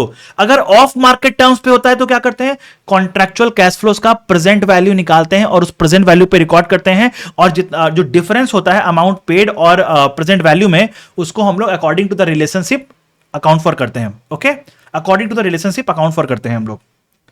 अब आ जाते हैं हम लोग इन्वेस्टमेंट इन फॉरेन करेंसी बॉन्ड्स पे। अब इसमें क्या होता है बच्चों, अगर आपने फॉरेन करेंसी बॉन्ड्स में इन्वेस्टमेंट किया है तो आपको पहले समझो, पहला तो ये आपका फाइनेंशियल असेट है, फाइनेंशियल सेट है, तो इसमें क्या करोगे आप, ओपनिंग में ओपनिंग बैलेंस ओपनिंग रेट से कन्वर्ट करोगे, फाइनेंस इनकम को एवरेज रेट से कन्वर्ट करोगे, जो आपको पैसा आया है जिस दिन आया है उस रेट से कन्वर्ट करोगे, और क्लोजिंग में जो आपको अमाउंट आ रहा है क्लोजिंग बैलेंस, अब यहां पे क्लोजिंग बैलेंस को क्लोजिंग रेट से कन्वर्ट करके निकालोगे। ओके, अब यहां पे चैलेंज पता है क्या होता है बच्चों, कि जो डिफरेंस आएगा वो डिफरेंस क्या है, तो डिफरेंस अगर आपका एफ एट एसीएम है तो डिफरेंस शॉर्ट शॉर्ट आपका एक्सचेंज गेन लॉस है, क्योंकि फेयर वैल्यू तो आता ही नहीं वहां पे। अगर आपका एफ एट एफवीटी ओसीआई है तो आपका हो जाएगा डिफरेंस दो पार्ट में डिवाइड होगा, एक एक्सचेंज गेन लॉस, एक फेयर वैल्यू गेन लॉस, और एक्सचेंज गेन लॉस जाएगा पीएनएल में, फेयर वैल्यू गेन लॉस जाएगा ओसीआई में। और अगर आपका एफ एट एफवीटी पीएनएल है, अगर आपका एफ एट एफवीटी पीएनएल है तो आपका एक्सचेंज गेन होगा, एक वो जाएगा पीएनएल में, और एक होगा फेयर वैल्यू गेन लॉस, वो जाएगा, वो भी जाएगा पीएनएल में, लेकिन आपको डिस्ट्रीब्यूट करके दिखाना पड़ेगा कि exchange gain loss end S 21 से आ रहा है, fair value gain loss financial instruments end S 109 से आ रहा है। ओके, तो कैसे दिखाएंगे, देखो मैं एक बार समरी ब्रीफ में एक्सप्लेन कर रहा हूं, लेकिन इसका एक क्वेश्चन मैंने सुपर 75 में डिस्कस किया है डिटेल में, सो आई विल रिक्वेस्ट वहां से जाके वाला पार्ट देखो आप लोग एक बार, अगर आपने देख लिया है तो आपको समझ में आ गया होगा। तो बेसिकली क्या करना पड़ता है यहां पे, बोला एक्सचेंज गेन लॉस के लिए क्या निकालो, पहले आपका जो कैरिंग अमाउंट निकला है रुपीज में, मतलब रुपीज में जो आपका ओपनिंग है, रुपीज में जो आपका फाइनेंस इनकम है, रुपीज में जो आपका पैसा आया है, जो नेट करके जो आपका कैरिंग अमाउंट आया है रुपीज में, पहले इसको कंसीडर करो। फिर बोलो आपका क्लोजिंग बैलेंस, जो कैरिंग अमाउंट का जो क्लोजिंग बैलेंस है वो फॉरेक्स में कितना आया था, वो फॉरेक्स में कितना आया था, उसको क्लोजिंग रेट से कन्वर्ट करके उसको कैरिंग अमाउंट निकालो रुपी में। अब इन दोनों कैरिंग अमाउंट और कैरिंग अमाउंट को कंपेयर करोगे तो निकलेगा exchange gain loss. Okay, now अब फेयर वैल्यू कैसे निकालेंगे, तो बोला फॉरेन करेंसी में ही कैरिंग अमाउंट कितना था, फॉरेन करेंसी में ही फेयर वैल्यू कितना था, फॉरेन करेंसी में ही फेयर वैल्यू गेन लॉस कितना था। अब इसको क्लोजिंग रेट से कन्वर्ट कर दो तो आ जाएगा आईएनआर में फेयर वैल्यू गेन और लॉस। तो जो फेयर वैल्यू गेन और लॉस था उसको पीएनएल या ओसीआई में डाल दो according to the rates, according to the classification. Exchange rate तो एक्सचेंज गेन लॉस तो हमेशा पीएनएल में ही जाएगा। चल रहे हैं नए standard end S 102, but still मैं आपको बोलूंगा कि इसका एक बार प्लीज आई विल रिक्वेस्ट कि इसका वीडियो जाके देख लेना एवरीवन, बहुत ही इंपॉर्टेंट है। Again you never know, exam में क्वेश्चन आ गया तो दिक्कत हो जाएगा आपको। अब आते हैं end S 102 share based payments पे। तो इसमें कोई दिक्कत वाली बात तो नहीं है, बट कुछ कुछ इंपॉर्टेंट पॉइंट्स जो आपको ध्यान में रखना पड़ेगा। कैश सेटल्ड, इक्विटी सेटल्ड तो बड़ा सॉर्टेड है, fair value on grant date लेते हैं। कैश सेटल भी बड़ा सॉर्टेड है, fair value on each reporting date लेते हैं, लेकिन सेटलमेंट इंट्रिंसिक वैल्यू पे करते हैं। ध्यान रखना, सेटलमेंट इंट्रिंसिक वैल्यू पे करते हैं। ओके नाउ, और एक बात और ध्यान रखना, जब आपका वेस्टिंग पीरियड खत्म हो जाता है और आपका एक्सरसाइज पीरियड चल रहा है, हम लोग कैश सेटल्ड को एक्सरसाइज पीरियड में भी रीमेजर करते रहते हैं, रीमेजर करते रहते हैं, ये बात ध्यान रखना। अब आते हैं 102 का शेयर बेस्ड पेमेंट। अब इसमें क्या बोल रहा है यहां पे, रीप्राइसिंग अगर आपने किया है, equity settled share based payment का आपने अगर रीप्राइसिंग किया है, तो जिस दिन आपने रीप्राइसिंग किया है उस दिन आपका जो इंक्रीमेंटल फेयर वैल्यू था, उस दिन आपका जो इंक्रीमेंटल फेयर वैल्यू था उसको आपको रिकॉग्नाइज करना पड़ेगा as an expense over the remaining vesting period. उसको आपको रिकॉग्नाइज करना पड़ेगा as an expense over the remaining vesting period, over the remaining vesting period, over the remaining vesting period. Okay, तो इसका भी क्वेश्चन मैंने सुपर 75 में कराया है आपको। नाउ कैंसिलेशन में क्या करते हैं, तो यहां पे गलती होने का बहुत अगेन चांसेस है। तो अगर कैंसिल कर रहे हैं हम लोग शेयर बेस्ड पेमेंट अवार्ड को, तो क्या कर रहे हैं, बोला सारा एक्सपेंस जितना भी बाकी था सबको पहले आज प्रीपोन करके रिकॉर्ड करो। अगर आप कोई कंपनसेशन पे कर रहे हो, ध्यान से सुनना, compensation up to fair value on date of cancellation को हम लोग एसबीपी रिजर्व से पे करते हैं। उससे ऊपर पे करना है तो पीएनएल, उससे ऊपर पे करना है पीएनएल। सर लेकिन एसबीपी रिजर्व में बैलेंस तो है ना, तो हम लोग पूरा वहां से क्यों नहीं पे कर देते हैं? Doesn't matter, balance SBP reserve में कितना बैलेंस है वो मायने नहीं रखता है, हमें यह मायने रखता है कि अगर हम लोग जो कंपनसेशन पे कर रहे हैं, तो लेट सपोज हम लोग कंपनसेशन पे कर रहे हैं 95 रुपीज पर ऑप्शन, लेकिन जिस दिन प्लान कैंसिल हुआ है उस दिन का फेयर वैल्यू था 90 रुपीज, तो हम लोग अप टू 90 हम लोग एसबीपी रिजर्व से एडजस्ट करेंगे और जो 5 रुपया था उसको हम लोग पीएनएल में डाल देंगे। ये करने के बाद एसबीपी रिजर्व में अगर कुछ बैलेंस बच जाता है तो उसको हम लोग उठा के रिटेन अर्निंग्स में ट्रांसफर कर देंगे। ओके नाउ, वेस्टिंग कंडीशन बहुत ही ज्यादा इंपॉर्टेंट है और बहुत गलती होता है इसमें। अगर आपका वेस्टिंग कंडीशन तीन तरह, सुनो, वेस्टिंग कंडीशन तीन तरह का होता है, एक होता है सर्विस कंडीशन, एक होता है परफॉर्मेंस कंडीशन, एक होता है मार्केट कंडीशन। क्या होता है और ट्रीटमेंट क्या होता है बता रहा हूं, गलती होने का बहुत ज्यादा चांस होता है यहां पे। अगर सर्विस कंडीशन है, मतलब सिंपल, इंप्लॉयज को इतना पीरियड मेरे कंपनी में काम करना है, तो जिस भी पीरियड में काम करना है उस पीरियड में हम लोग अपने एक्सपेंस को एलोकेट कर देते हैं, बहुत ही सिंपल है, कोई दिक्कत वाली बात नहीं है।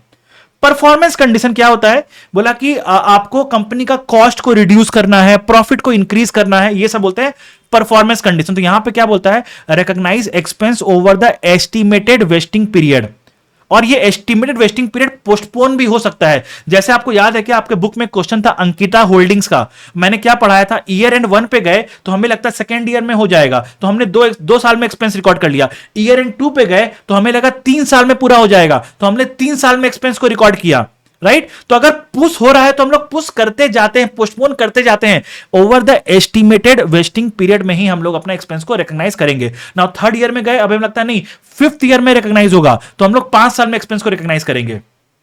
ओके नाउ, अगर मार्केट कंडीशन होता है, अगर मार्केट कंडीशन होता है तो we record expense at lower of estimated vesting period या एक्चुअल वेस्टिंग पीरियड। मतलब हमें लगा था कि 2 साल में कंडीशन सेटिस्फाई हो जाएगा, लेकिन हमारा कंडीशन 1 साल में सेटिस्फाई हो गया, तो हम लोग 1 साल में सारा एक्सपेंस को रिकॉर्ड कर लेंगे। हमें लगा था कि 2 साल में ये कंडीशन सेटिस्फाई हो जाएगा, लेकिन ईयर एंड 2 पे पहुंचे तो लगा नहीं नहीं नहीं, ये ईयर एंड 3 तक सेटिस्फाई होगा। हम लोग ईयर एंड 3 पे लेके नहीं जाएंगे, हम लोग ईयर एंड 2 में ही सारा एक्सपेंस को रिकॉर्ड कर लेंगे। ओके, तो हम लोग एस्टिमेटेड वेस्टिंग पीरियड से ऊपर लेके नहीं जा सकते हैं, जो कि हम लोग परफॉर्मेंस कंडीशन में लेके जा सकते थे। मतलब परफॉर्मेंस कंडीशन में हम लोग एक्सपेंस को पोस्टपोन कर सकते थे, लेकिन मार्केट कंडीशन में हम लोग एक्सपेंस को पोस्टपोन नहीं कर पाएंगे, नहीं कर पाएंगे। ओके नाउ, तो ये वाला बात को ध्यान में रखना, ये वाला बात को ध्यान में रखना बहुत ही इंपॉर्टेंट है। तो इसका एक क्वेश्चन है आपके बुक्स में अंकिता होल्डिंग्स का,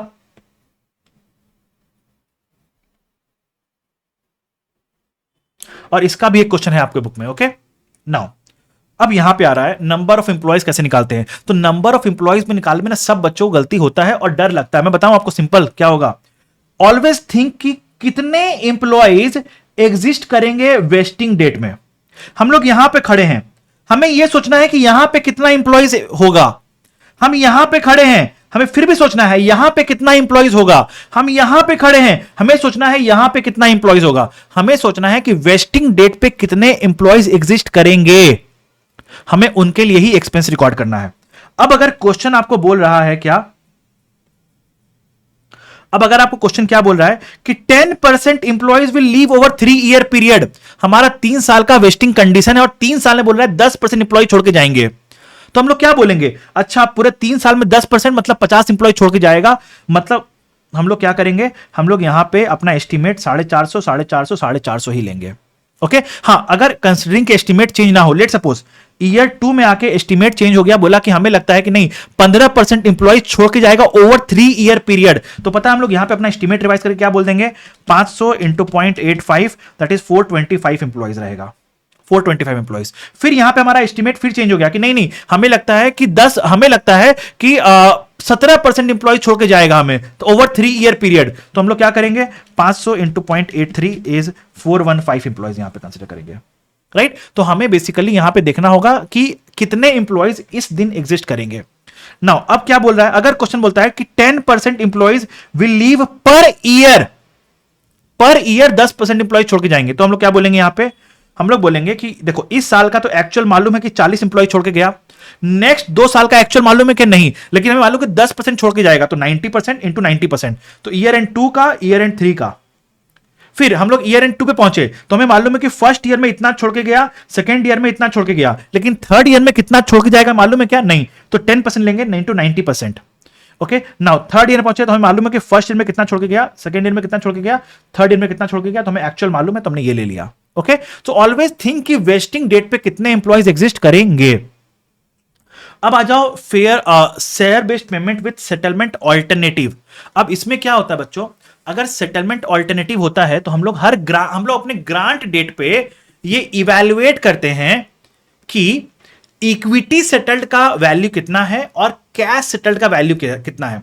तो जब हम लोग इवैल्यूएट करते हैं तो हम लोग पता है क्या करते हैं, हम लोग पहले देखते हैं कितना नंबर ऑफ इक्विटी सेटल्ड, अगर ऑप्शन होता है तो कितना नंबर ऑफ इक्विटी शेयर्स है, multiply by fair value on grant date with restriction, because equity shares में रिस्ट्रिक्शन होता है, तो हमेशा ध्यान में रखना कि यहां पे विथ रिस्ट्रिक्शन लेना होगा। बच्चों ध्यान रखना, ये गलती मत करना, यहां पे विथ रिस्ट्रिक्शन आएगा, लेकिन कैश में कोई रिस्ट्रिक्शन होता है क्या, कंपनी ने आपको कैश दिया, बोलेगा क्या नहीं इस कैश को तुम 2 साल तक खर्चा मत करना, ऐसा होगा क्या, नहीं, तो कैश में कोई रिस्ट्रिक्शन नहीं होता है, तो यहां पे हम लोग cash settlement normal fair value लेते हैं ऑन ग्रांट डेट। तो आपको 2 फेयर वैल्यू दिया होगा on grant date, fair value with restrictions और नॉर्मल फेयर वैल्यू। तो नॉर्मल फेयर वैल्यू हम लोग कैश सेटल के लिए यूज करेंगे, विथ रिस्ट्रिक्शन वाला हम लोग इक्विटी सेटल के लिए यूज करेंगे।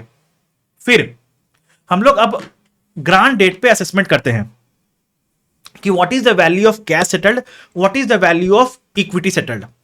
अगर value of equity settled happens to be 113,000 and fair value of cash settled happens to be 1 lakh, तो पता हम लोग क्या करेंगे, इस 1 लाख का जो है कैश सेटल का जो हम लोग पूरा देखो एक बात समझो, कैश सेटल का अकाउंटिंग नॉर्मल होगा, जैसे होता था वैसे होता रहेगा, fair value on each reporting date, fair value on each reporting date, fair value on each reporting date के हिसाब से होते रहेगा। लेकिन हम लोग ग्रांट डेट पे हमें बस ये निकालना है कि इक्विटी सेटल का वैल्यू क्या है, तो हम लोग ग्रांट डेट पे निकाल लिए कि कैश सेटल का वैल्यू क्या है, ग्रांट डेट पे कैश सेटल्ड का वैल्यू क्या है, ग्रांट डेट पे इक्विटी सेटल्ड का वैल्यू क्या है। अगर इक्विटी सेटल्ड का value is higher than cash settled, तो जितना अमाउंट से हायर है वो बन जाता है fair value of equity settled, और इसको हम लोग रिकॉर्ड करते हैं as expense over the service period over the vesting period, इसको हम लोग रिकॉर्ड करते हैं as an expense over the vesting period. तो इसके लिए एंट्री क्या करेंगे, इसके लिए हम लोग एंट्री क्या करेंगे ओवर द वेस्टिंग पीरियड में। लेट सपोज अगर 2 साल का वेस्टिंग पीरियड है, तो ईयर हर रिपोर्टिंग डेट पे हम लोग करेंगे क्या,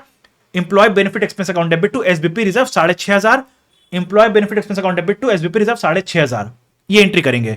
और इसके लिए तो रिपोर्टिंग डेट लेंगे हम लोग, हर रिपोर्टिंग डेट का फेयर वैल्यू लेंगे और उस हिसाब से उसका एक्सपेंस रिकॉर्ड करेंगे। लेकिन अगर यहां पे वैल्यू 130 ना होके वैल्यू 93 हो जाता, तो क्या हम लोग बोलते fair value of equity settle option is -7,000, ना, हम लोग डायरेक्टली बोलते हैं इक्विटी सेटल्ड का वैल्यू है 0।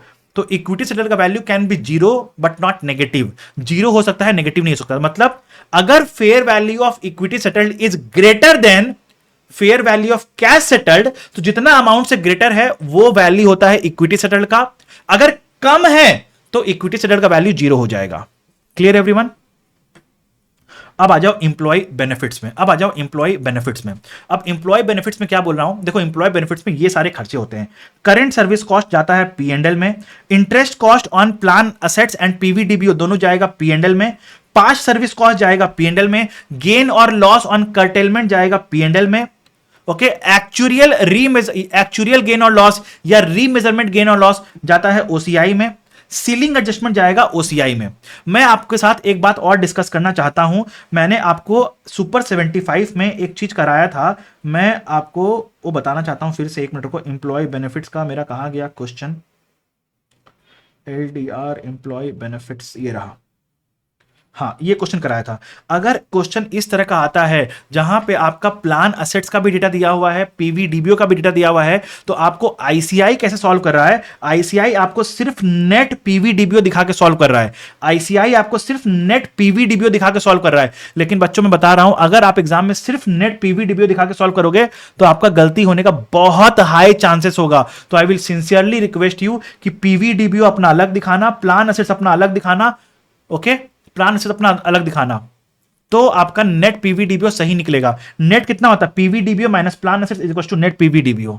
सिंपल सा पॉइंट है ये वाला, सिंपल सा पॉइंट ये वाला। So please be careful in the exam, please be careful in the exam. Okay, now interest cost आपका दोनों को ऐड करना है। करेंट सर्विस कॉस्ट आपका पीवीडीबीओ में ऐड होता है, पास्ट सर्विस कॉस्ट आपका पीवीडीबीओ में ऐड होता है, कैश कंट्रीब्यूशन से आपका प्लान असेट्स इंक्रीज करता है, बेनिफिट्स पेड से आपका पीवीडीबीओ भी डिक्रीज करेगा, ऑब्लिगेशन भी डिक्रीज करेगा, ऑब्लिगेशन और प्लान असेट्स दोनों डिक्रीज करेगा।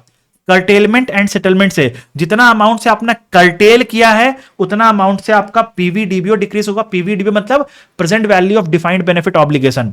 और जितना आपने सेटलमेंट पे किया है उतना अमाउंट से आपका प्लान असेट्स डिक्रीज करेगा। तो ये आ गया आपका नेट असेट्स। इसको फेयर वैल्यू ऑफ नेट से कंपेयर करो, जितना आ गया ये आपका आ गया रीमेजरमेंट गेन लॉस या एक्चुअल गेन लॉस। तो इंटरेस्ट आपका P&L में गया, करंट सर्विस कॉस्ट P&L में गया, पास्ट सर्विस कॉस्ट P&L में गया, कैश कंट्रीब्यूशन का कोई P&L में ट्रीटमेंट नहीं, बेनिफिट्स पेड का कोई P&L में ट्रीटमेंट नहीं, कर्टेलमेंट और सेटलमेंट का जो गेन लॉस है वो P&L में गया। लेकिन ये जो रीमेजरमेंट गेन लॉस है इसको हम लोग एक्चुअल गेन लॉस भी बोलते हैं, ये जाएगा आपका अदर कॉम्प्रिहेंसिव इनकम में। ओके, अब स्टार्ट करते हैं इंड AS 12 इनकम टैक्सेस में। तो अब इसमें एक बहुत ही इंपॉर्टेंट पॉइंट है, deferred tax on share based payment. अब इसको पता होगा आपको कि शेयर बेस्ड पेमेंट जब इक्विटी सेटल्ड होता है तो उसमें टैक्स बेस कुछ नहीं होता है। तो टेम्पररी डिफरेंस क्या होता है? Is equal to future deductions. तो जितना भी अमाउंट ऑफ फ्यूचर डिडक्शंस होता है उस पर हम लोग डेफर्ड टैक्स सेट को रिकॉग्नाइज करते हैं। तो ये बात तो आपको पता था, इसमें तो कोई दिक्कत वाली बात नहीं थी। लेकिन एक पॉइंट है जो हम लोग भूल जाते हैं हमेशा, यहां पे स्टैंडर्ड क्या बोलता है? इफ क्यूमुलेटिव टैक्स डिडक्शन, बोला टैक्स के बुक्स में क्यूमुलेटिव टैक्स डिडक्शन जो है, if it exceeds cumulative expense recognised in P&L, बोला टैक्स के बुक्स में जितना क्यूमुलेटिव डिडक्शन मिला है अगर वो cumulative expense recognised in P&L से ज्यादा है, तो जितना अमाउंट से ज्यादा है उसका डेफर्ड टैक्स का इंपैक्ट हम लोग इक्विटी में रिकॉग्नाइज करते हैं। इसको मैं नंबर से समझाता हूं। लेट सपोज अकाउंट्स बुक्स में बोला हमने फर्स्ट ईयर में 2 का एक्सपेंस रिकॉर्ड किया, टैक्स बुक्स में 0.8 का एक्सपेंस रिकॉर्ड किया। टैक्स बुक में एक्चुअली कोई एक्सपेंस रिकॉर्ड नहीं होता है, हम लोग बोलते हैं ये मेरा टेम्पररी डिफरेंस है। 0.8 का मेरा टेम्पररी डिफरेंस है, फ्यूचर डिडक्शन है, फ्यूचर का डिडक्शन है। टैक्स बुक्स में कोई रिकॉग्नाइज नहीं होता, बस हम लोग बोल रहे हैं ये मेरा टेम्पररी डिफरेंस है। ओके, नाउ तो ये हो गया, हमने डीटीए कितना का बना लिया? 0.24 considering tax rate of 30%। Now हमने यहां पे क्या बोला? सेकेंड ईयर में cumulative expense recognised in accounts books is 4 और क्यूमुलेटिव टैक्स डिडक्शन यहां तक का जो आपको मिलेगा वो 4.6 है। अब क्या हुआ? ये जो cumulative tax deduction is exceeding the cumulative expense recognised in P&L by what amount? 0.6। तो 4 तक का जो डीटीए बनेगा, जो 4 जो एक्सपेंस आपने P&L में रिकॉग्नाइज किया 4, बोला वहां तक का जो डीटीए बनेगा वो तो P&L में जाएगा। लेकिन ऊपर जो है उसके ऊपर 6 का 0.6 का जो अगर डीटीए बनाओगे तो वो इक्विटी में जाएगा। क्यों? तो हमारा एक बेसिक रूल क्या होता है, अगर बेस ट्रांजैक्शन P&L में है तो उसका डेफर टैक्स का इंपैक्ट भी P&L में है। तो हमने अप टू 4 का एक्सपेंस P&L में रिकॉग्नाइज किया तो उसका डेफर टैक्स का इंपैक्ट भी P&L में गया, लेकिन ये 0.6 P&L में नहीं गया, और ये इंस्ट्रूमेंट क्या है, इक्विटी सेटल्ड, तो इसलिए इसका डेफर टैक्स का इंपैक्ट भी इक्विटी में जाएगा। तो हम लोग क्या करेंगे इसमें बताओ, तो हम लोग बोलेंगे मेरा डेफर्ड टैक्स असेट 0.6 का 30% से 0.18 होता था, 0.8118 चला गया इक्विटी में। मेरा डेफर्ड टैक्स सेट बनेगा कितना बताओ, तो 4.6 का 30% कितना हो गया, 4.6 का 30% कितना हो गया, 1.38। हमने पहले कितना बना रखा है, 0.24, तो हम लोग बनाएंगे कितना नया, 1.14 का नया बनाएंगे हम लोग, 1.14 का नया बनाएंगे हम लोग, तो जिसमें से 0.18 इक्विटी से बना, जो रेस्ट है वो बन गया P&L से। सर इसका कैलकुलेशन बताओ ना, देख लो कोई दिक्कत नहीं है। 4 का बनाना था आपको, 4 का बनाना था, माइनस 0.8 का आपने बना दिया था पहले, ऑलरेडी 0.8 तक का बना दिया था, तो इसका इंटू 30% करो, कितना हो रहा है, 4 माइनस 0.8 का 30% करो, 0.96 आ गया। अगर इतना नहीं दिखाना तो बैलेंसिंग फिगर डाल दोगे तो भी चलेगा, तो भी चलेगा। लेकिन एक बात ध्यान रखना, अगर क्यूमुलेटिव टैक्स डिडक्शन, अगर क्यूमुलेटिव टैक्स डिडक्शन एक्सीड करता है cumulative expense recognised in accounts books, तो for the excess the defer tax impact goes to equity, the defer tax impact goes to equity. चल रहे हैं अब इंड AS 103 बिजनेस कॉम्बिनेशंस पे। तो अब बिजनेस कॉम्बिनेशन में क्या होता है, एक है रिप्लेसमेंट अवार्ड, आपको याद है क्या, रिप्लेसमेंट अवार्ड। तो इस रिप्लेसमेंट अवार्ड का 2 हिस्सा होता है, प्री कॉम्बिनेशन अवार्ड, एक होता है पोस्ट कॉम्बिनेशन अवार्ड। तो प्री कॉम्बिनेशन अवार्ड को हम लोग परचेज कंसिडरेशन में ऐड करते हैं, पोस्ट कॉम्बिनेशन अवार्ड का इंड AS 102 के हिसाब से अकाउंटिंग होता है, इसको हमें नहीं देखना अभी ना। आते हैं प्री कॉम्बिनेशन अवार्ड। तो प्री कॉम्बिनेशन अवार्ड का वैल्यू निकालने का फॉर्मूला क्या होता है, fair value of original award, fair value of original award multiplied by expired period till date of acquisition. Date of acquisition तक इंप्लॉइज कितना ईयर तक सर्विस कर चुके थे, divided by total vesting period. अब यहां पे गलती होता है बच्चों का, यहां पे गलती होता है। गलती क्या होता है, टोटल वेस्टिंग पीरियड में वो क्या ले लेते हैं, जो ओरिजिनल टोटल वेस्टिंग पीरियड था ना वो लेते हैं, लेकिन वो नहीं लेना है। आपको क्या लेना है, you have to take higher of original vesting period जो कि 5 साल था, रिवाइज्ड वेस्टिंग पीरियड। अब ये रिवाइज्ड वेस्टिंग पीरियड क्या होता है, डेट ऑफ एक्विजिशन तक इंप्लॉइज ने कितना काम कर लिया था, प्लस डेट ऑफ एक्विजिशन के बाद इंप्लॉइज को कितना और काम करना पड़ेगा, उसको बोलते हैं रिवाइज्ड वेस्टिंग पीरियड। जो भी हायर होगा, हम लोग ये हायर अमाउंट को यहां हायर पीरियड को यहां पे कंसीडर करेंगे। मैं इसको एक क्वेश्चन के जरिए समझाता हूं। देखो, duck limited had certain equity settled plants था, ठीक है, इक्विटी सेटल्ड प्लान था।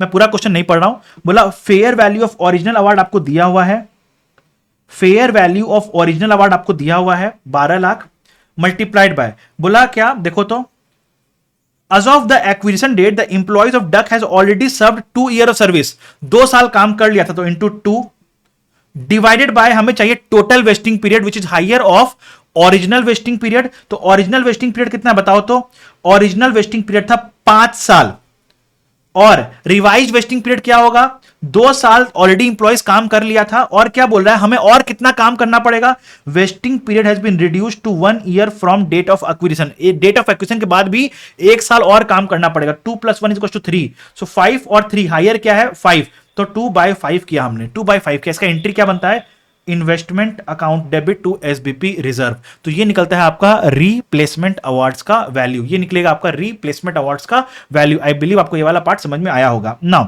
पेमेंट अगर आप कर रहे हो इंप्लॉइज ऑफ अक्वायरी कंपनी के को, अगर आप अक्वायरी कंपनी के इंप्लॉइज को पेमेंट कर रहे हो and you are paying for continuing employment, तो वो जाएगा P&L में। अगर आप पे कर रहे हो फॉर परचेजिंग देयर शेयर्स, तो वो इन्वेस्टमेंट में ऐड हो जाएगा, तो वो इन्वेस्टमेंट ऐड हो जाएगा। आपके बुक में इसी पे एक और क्वेश्चन है, बोला क्या, स्वान limited agreed to pay one of the founder shareholders, Duck Limited, provided he stays with the company for 2 years after the acquisition। तो ये क्या हो गया, पेमेंट फॉर कंटिन्यूइंग एम्प्लॉयमेंट। तो इसको क्या होना चाहिए बताओ, तो इसको हम लोग P&L में डालेंगे। लेकिन एम्प्लॉय ने अभी तक मेरे को कोई सर्विस दिया है क्या, नहीं। हमने कुछ पेमेंट किया है क्या, नहीं। हम लोग फ्यूचर में पेमेंट करेंगे, तो जब पेमेंट करेंगे तब का डाल देंगे। आज डेट ऑफ एक्विजिशन के दिन ना सर्विस मिला ना पेमेंट किए, तो कोई भी ट्रीटमेंट नहीं होगा इसका।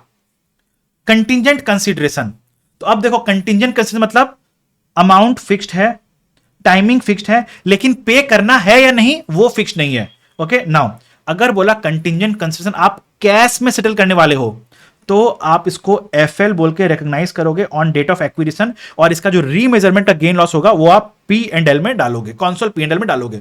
कॉन्सोल पी एंड एल में, क्योंकि हमारे क्वेश्चन आते हैं कॉन्सोल बैलेंस शीट के पॉइंट ऑफ व्यू से, तो कॉन्सोल बैलेंस शीट में आप कॉन्सोल आरई में एडजस्ट करते हो, राइट, कॉन्सोल आरई में इसको एडजस्ट करते हो। लेकिन अगर कंटिंजेंट कंसिडरेशन को पेरेंट अपने कंपनी का शेयर्स देके एडजस्ट कर रहा है, कंटिंजेंट कंसिडरेशन को कैश नहीं देके पेरेंट कंपनी अपने कंपनी का शेयर्स देके अगर सेटल कर रहा है, तो हम लोग देखेंगे कि नंबर ऑफ शेयर्स अगर फिक्स्ड है या वेरिएबल है। नंबर ऑफ शेयर्स फिक्स्ड है या वेरिएबल है? अगर नंबर ऑफ शेयर्स फिक्स्ड होता है तो हम लोग क्या बोलेंगे, ये आपका फाइनेंशियल इंस्ट्रूमेंट्स के हिसाब से ये बन गया आपका इक्विटी। अब ये अगर इक्विटी हो गया तो क्या हमें इसको रीमेजर करना पड़ेगा क्या? नहीं, हम लोग इसको रीमेजर नहीं करेंगे। तो इसमें एंट्री क्या हो जाएगा, investment account debit to other equity. Investment account debit, investment तो बढ़ेगा और जितना अमाउंट का कंटिंजेंट कंसिडरेशन जो fair value on date of acquisition जो होगा उसको हम लोग अदर इक्विटी में contingent consideration in the nature of equity बोल के रिकॉग्नाइज कर देंगे। अगर शेयर्स दे रहा है पेरेंट कंपनी बट शेयर्स का जो नंबर है वो वेरिएबल है, तो इसको हम लोग क्या बोलते हैं, फाइनेंशियल लायबिलिटी। और यहां पे रीमेजरमेंट गेन लॉस को हम लोग पीएनएल में डालेंगे, कॉन्सोल पीएनएल में डालेंगे, कॉन्सोल पीएनएल में डालेंगे हम लोग इसको, क्योंकि हमारे एग्जाम में कॉन्सोल बैलेंस शीट आता है, तो कॉन्सोल बैलेंस शीट में इसको कॉन्सोल आरई में एडजस्ट करते हैं। तो हम लोग क्या करेंगे, इसको कॉन्सोल आरई में एडजस्ट कर देंगे और इसका जो बैलेंस होगा बैलेंस शीट में चल जाएगा, हमारे बैलेंस में चल जाएगा under the head financial liability, financial liability head में चल जाएगा। ओके, अब आते हैं स्टेप एक्विजिशन। तो स्टेप एक्विजिशन का मतलब क्या हो गया, पहले आप थे नॉर्मल इन्वेस्टमेंट अब बन गए हो सब्सिडरी, या फिर पहले आप थे एसोसिएट अब बन गए हो सब्सिडरी।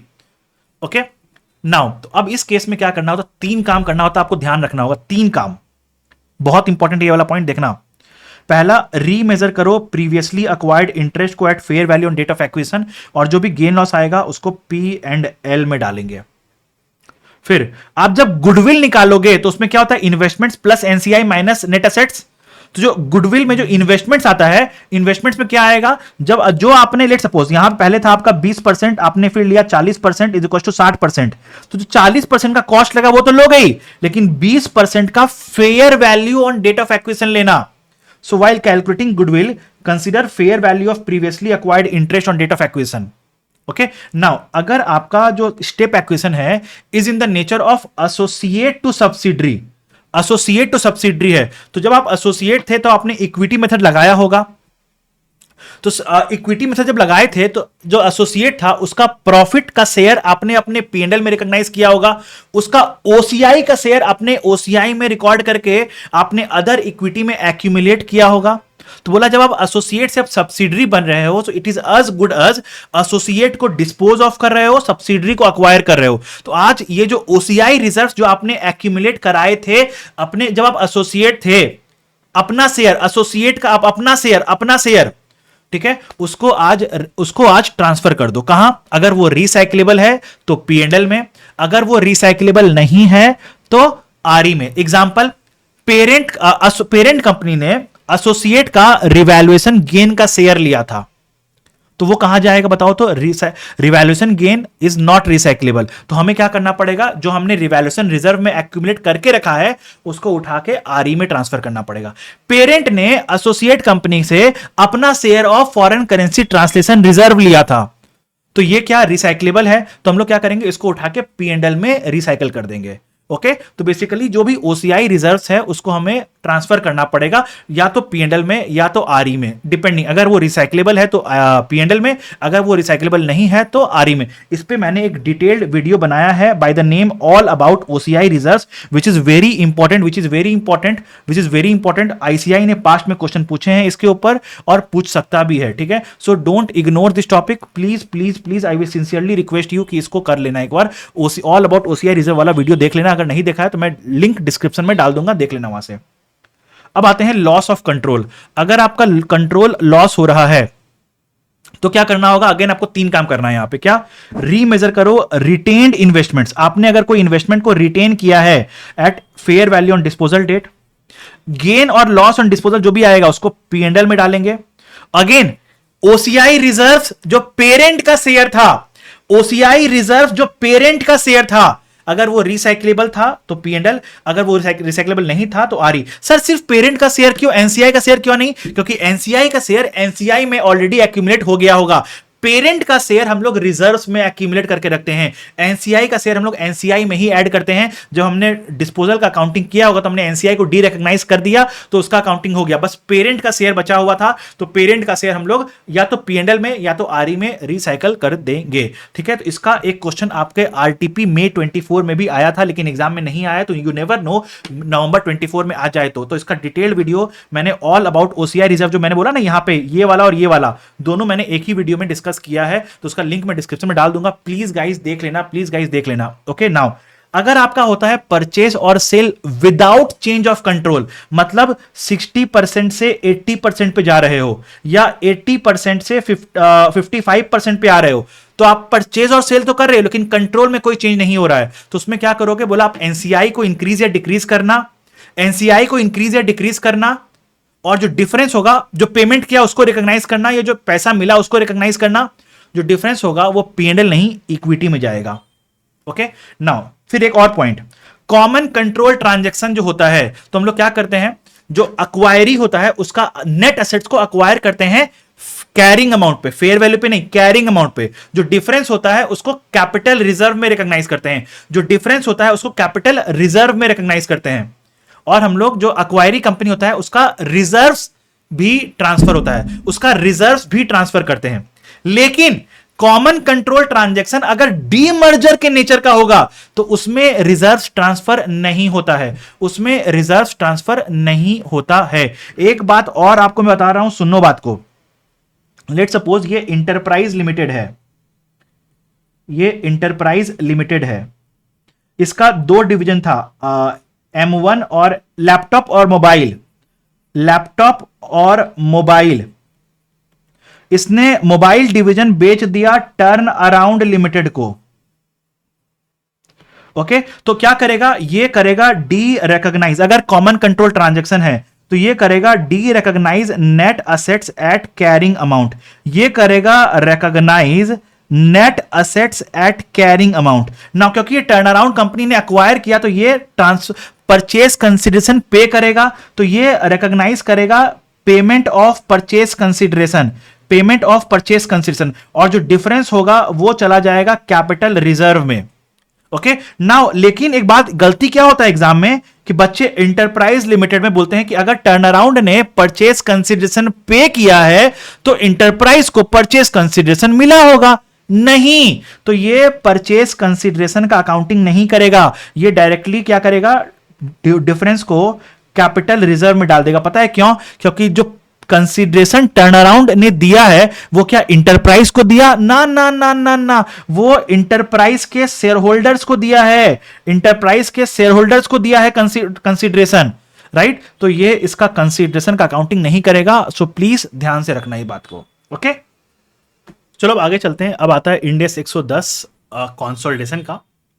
सबसे पहला इसमें आ रहा है मिस्टेक डिविडेंड एडजस्टमेंट का। तो अब इसमें क्या हो रहा है, देखो दो टाइप का क्वेश्चन आता है डिविडेंड एडजस्टमेंट का एग्जाम में। पहला टाइप में क्या बोलेगा आपको? बोलेगा आपने सब्सिडरी को मिड ऑफ द ईयर में अक्वायर किया है। ओके, आपको ओपनिंग का RE क्लोजिंग का RE दे देगा और बोलेगा डिविडेंड यहां पे हुआ है। अब बताओ क्या करोगे? तो सबसे पहले सब्सिडरी का जो आप आईना बनाते हो ना, allocation of net assets of subsidiary, तो उसमें डिविडेंड को पहले पोस्ट एक्विजिशन पे ऐड करना। Why? To arrive at the correct amount of profits, ताकि हम लोग टाइम एडजस्टमेंट सही सही कर पाए, ताकि हम लोग टाइम एडजस्टमेंट सही सही कर पाए। ओके, तो पहले ऐड करना डिविडेंड को पोस्ट पार्ट में, फिर टाइम एडजस्टमेंट करना, फिर जो अपना काम करते हैं नॉर्मल वो करना। नाउ अब जो डिविडेंड अमाउंट है उसको क्या करना? पेरेंट का शेयर को कॉन्सोल RE से रिड्यूस करना और एनसीआई का शेयर को एनसीआई से रिड्यूस करना, एनसीआई का शेयर को एनसीआई से रिड्यूस करना। क्यों? देखो पेरेंट ने डिविडेंड इनकम को अपने बुक्स में P&L में रिकॉग्नाइज किया था। राइट ना। अब जब पेरेंट और सब्सिडरी एक हो गया तो क्या ये आपस में कोई इनकम रिकॉग्नाइज करेगा? नहीं, राइट। तो जो इनकम रिकॉग्नाइज किया था उसको हम लोग रिवर्स कर रहे हैं यहां पे। नाउ एनसीआई का मतलब क्या होता है? Amount that we have to pay to NCI, and if you have already paid an amount to NCI we should reduce the NCI by that amount. तो हम लोग एनसीआई का शेयर को एनसीआई से रिड्यूस कर रहे हैं और पेरेंट का शेयर को हम लोग कॉन्सोल आरई से रिड्यूस कर रहे हैं। ओके नाउ टाइप 2, अगर क्वेश्चन में आपको बता दिया कि हमने इस साल प्रॉफिट इतना अर्न किया है और डिविडेंड पे किया है, तो क्या हम लोग पोस्ट आना जो होता है ना आपका allocation of net assets, post आना में कोई हम लोग चेंज करेंगे क्या? एड बैक करना है कि डिविडेंड फिर से? नहीं नहीं नहीं, क्योंकि करेक्ट प्रॉफिट दिया हुआ है। तो यहां पे हमें क्या करना है? सिर्फ कॉन्सोल आरई से एडजस्ट करना है पेरेंट का शेयर और एनसीआई का शेयर एनसीआई से एडजस्ट करना होगा। सो बी वेरी केयरफुल क्वेश्चन क्या मांग रहा है। जैसे इसका एक क्वेश्चन आपके बुक्स में है, राम कृष्णा लिमिटेड। राम कृष्णा लिमिटेड आपके बुक में एक क्वेश्चन है, याद है क्या? राम कृष्णा लिमिटेड। ओके, अगर बात कंसोलिडेशन का हो ही रहा है तो मैं आपको एक बात और बता देता हूं कि एक क्वेश्चन है नया, आरटीपी नवंबर 23 में आया था, ईश्वर विनायक लिमिटेड। डिविडेंड का एडजस्टमेंट नहीं है उसमें, लेकिन अच्छा क्वेश्चन है, अच्छा क्वेश्चन है। Ishwar Vinayak Limited, I will request all of you to solve that question. उस क्वेश्चन का एक पूरा समझाते हुए वीडियो मैंने बना के डाल दिया है by the name RTP November 23 consolidation का क्वेश्चन है। ओके, बहुत ही अच्छा क्वेश्चन है, प्लीज एक बार वो वाला क्वेश्चन देख लेना, सॉल्व कर लेना उसको। ओके, लिंक मैं डिस्क्रिप्शन बॉक्स में अगेन डाल दूंगा। अब आता है गुडविल इंपेयरमेंट। गुडविल इंपेयरमेंट, तो अब इसमें क्या होता है? अगर एनसीआई आपका फेयर वैल्यू मेथड पे है तो गुडविल इंपेयरमेंट आपका पेरेंट और एनसीआई दोनों पे एलोकेट होगा। एंट्री क्या होगा? पेरेंट का शेयर कॉन्सोल आरई, पेरेंट का शेयर कॉन्सोल आरई से एडजस्ट होगा, एनसीआई का शेयर एनसीआई से एडजस्ट होगा to goodwill, to goodwill. Okay now, अगर आपका एनसीआई प्रोपोर्शनेट शेयर मेथड पे है तो क्या होगा? हम लोग बोलते हैं गुडविल पार्शियल गुडविल है, मतलब जो इंपेयरमेंट लॉस होगा वो सिर्फ और सिर्फ पेरेंट पे ही जाएगा, पूरा का पूरा इंपेयरमेंट लॉस पेरेंट पे ही जाएगा। तो हम लोग क्या बोलेंगे? Consol RE account debit to goodwill, सिर्फ पेरेंट एडजस्ट करेगा इसको। नाउ अब आपको पता है कि अनरियलाइज्ड प्रॉफिट जो हम लोग निकालते हैं उसमें कभी कभी बोलता है क्या कि मार्कअप लिखा होता है, कभी मार्जिन लिखा होता है। ये गलती एग्जाम में होता है, तो आप समझो मार्कअप आपका कॉस्ट पे होता है, मार्जिन आपका सेल प्राइस पे होता है। मैं एग्जांपल लेके बताता हूं। जैसे पेरेंट ने सब्सिडरी को सामान बेचा है 2400 का और सब्सिडरी सामान को बाहर नहीं बेच पाया, सब्सिडरी के इन्वेंट्री में पड़ा हुआ, तो हम लोग क्या करेंगे? इसका अनरियलाइज्ड प्रॉफिट का एडजस्टमेंट करेंगे, राइट? अनरियलाइज्ड प्रॉफिट का एडजस्टमेंट करेंगे, राइट? तो अब यहां पे गलती क्या होगा आपसे एग्जाम में? अब बोलेगा क्वेश्चन, क्या बोलेगा आपको? 20% ऑन मार्कअप या 20% ऑन मार्जिन। अगर बोलता है 20% ऑन मार्जिन, मतलब पेरेंट ने 2400 पे 20% का मार्जिन कमाया है, तो अनरियलाइज्ड प्रॉफिट हो गया 480।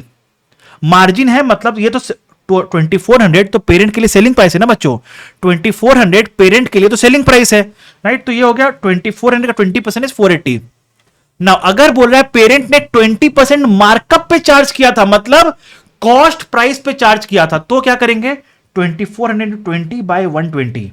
ओके, तो ये आ जाएगा 400। सो ये बात ध्यान में रखना कि अगर मार्कअप है तो 20 बाय 120, अगर मार्जिन है तो 20 बाय 100। तो ये बात ध्यान में रखना, ये बात ध्यान में रखना। अगर क्वेश्चन में कॉस्ट दे दिया है तब तो आप सिर्फ 20 बाय 100 देना। अगर लेट सपोज क्वेश्चन बोल देता कि पेरेंट का कॉस्ट 2000 का और मार्कअप 20% है, तब क्या करेंगे? 2000 पे 20% 400 अगेन, राइट? तो क्वेश्चन ध्यान से पढ़ना, that's what I want to से।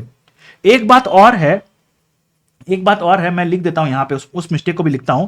देखो इन्वेंट्री का ना कॉन्सोल एफएस में 2 एडजस्टमेंट होता है।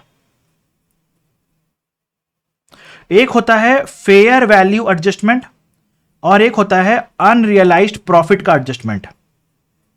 नाउ फेयर वैल्यू एडजस्टमेंट में क्या करते हैं हम लोग? डेट ऑफ एक्विजिशन पे हम लोग फेयर वैल्यू एडजस्टमेंट करते हैं।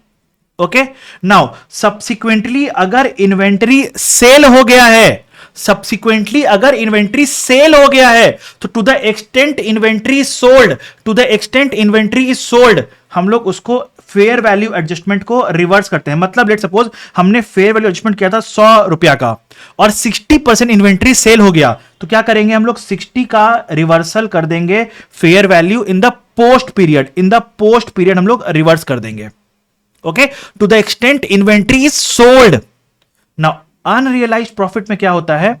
अनरियलाइज प्रॉफिट में क्या होता है, इसका एडजस्टमेंट पोस्ट पीरियड में ही होता है, डेट ऑफ एक्विजिशन में कोई एडजस्टमेंट नहीं होता है। हम लोग क्या करते हैं, we reverse the profit to the extent inventory is unsold.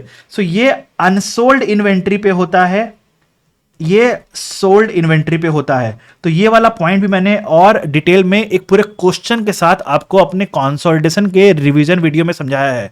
Okay, मेरा बस यहां पे पॉइंट है, सारे पॉइंट्स को एक जगह एक्यूमुलेट करके आपको दे देना।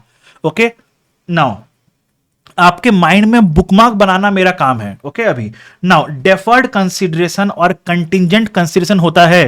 तो पता है हम लोग यहां पे क्या एंट्री करते हैं, डेट ऑफ एक्विजिशन पे हम लोग करते हैं investment account debit to deferred consideration to contingent consideration, ये करते हैं।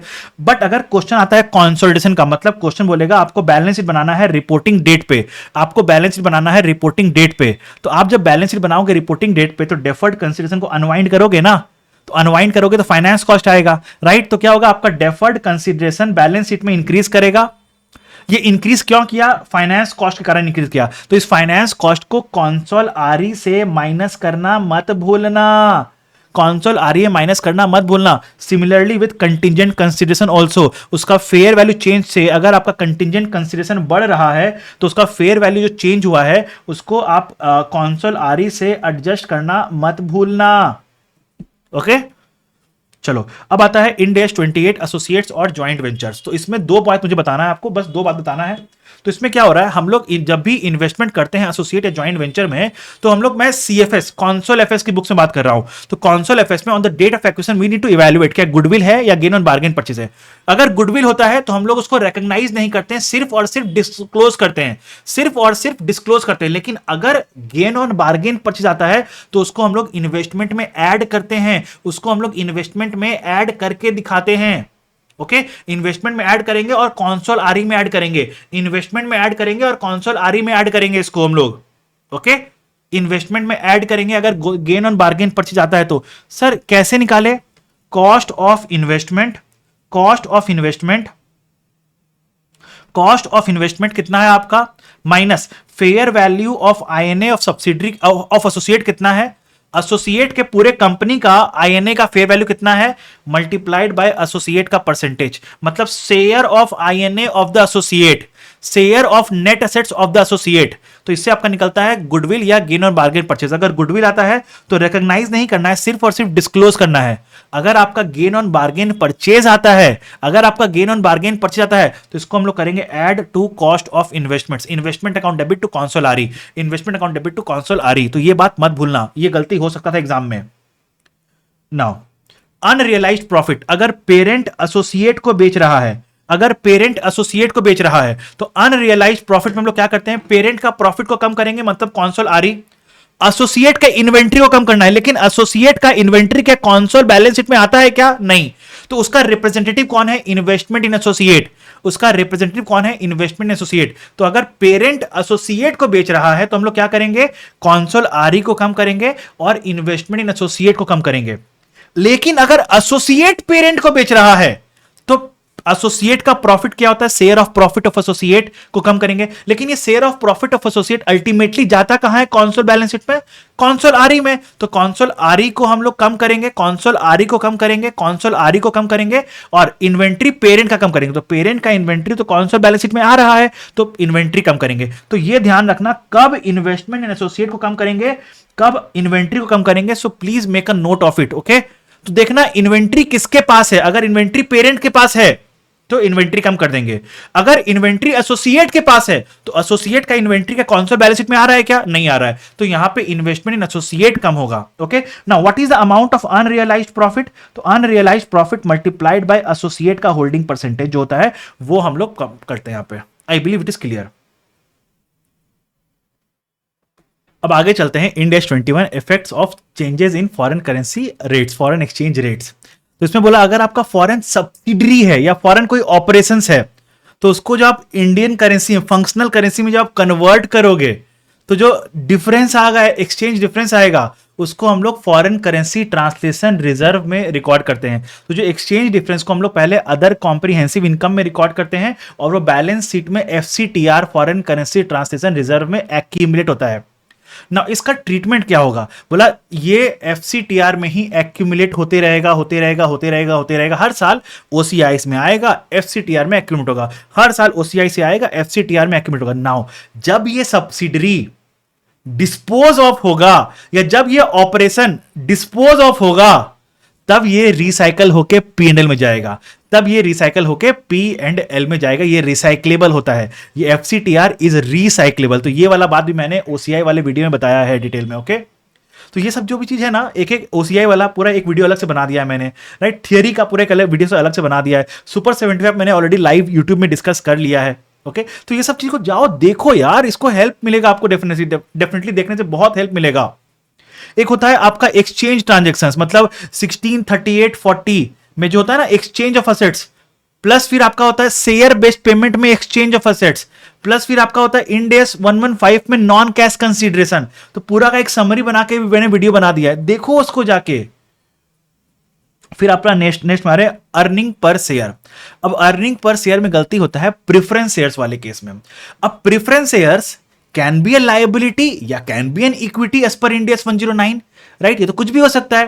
तो बोला अगर ये लायबिलिटी था तो प्रीफरेंस का डिविडेंड ऑलरेडी प्रॉफिट निकालने में एडजस्ट किया हुआ होगा, इसका अलग से एडजस्टमेंट नहीं करना।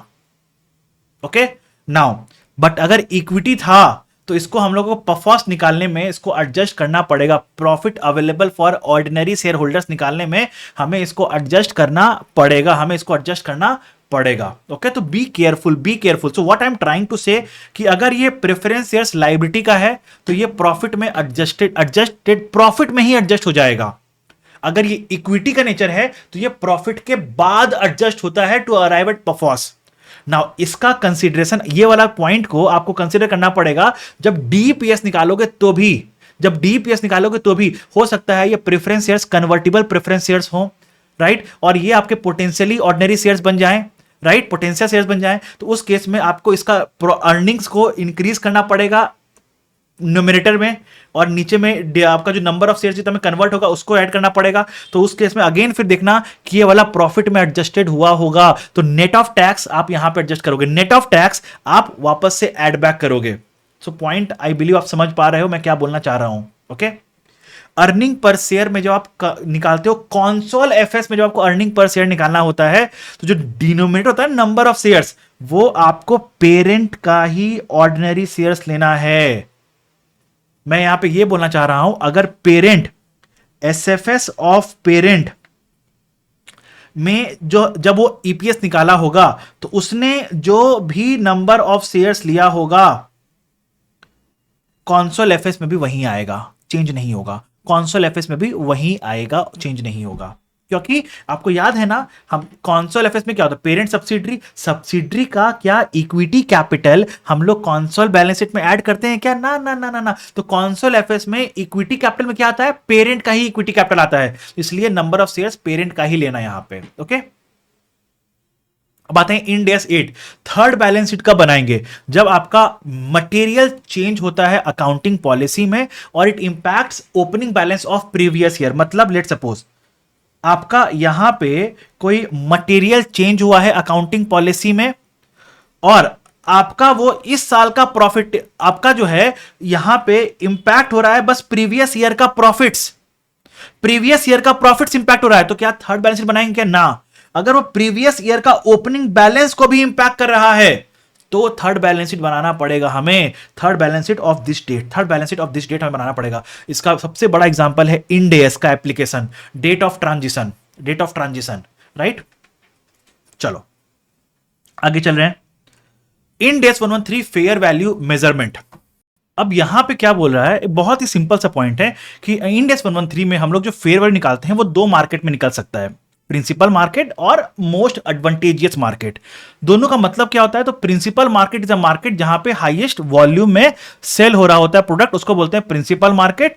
और most advantageous market is a market जहां पे हमें सबसे ज्यादा बेनिफिट हो रहा हो।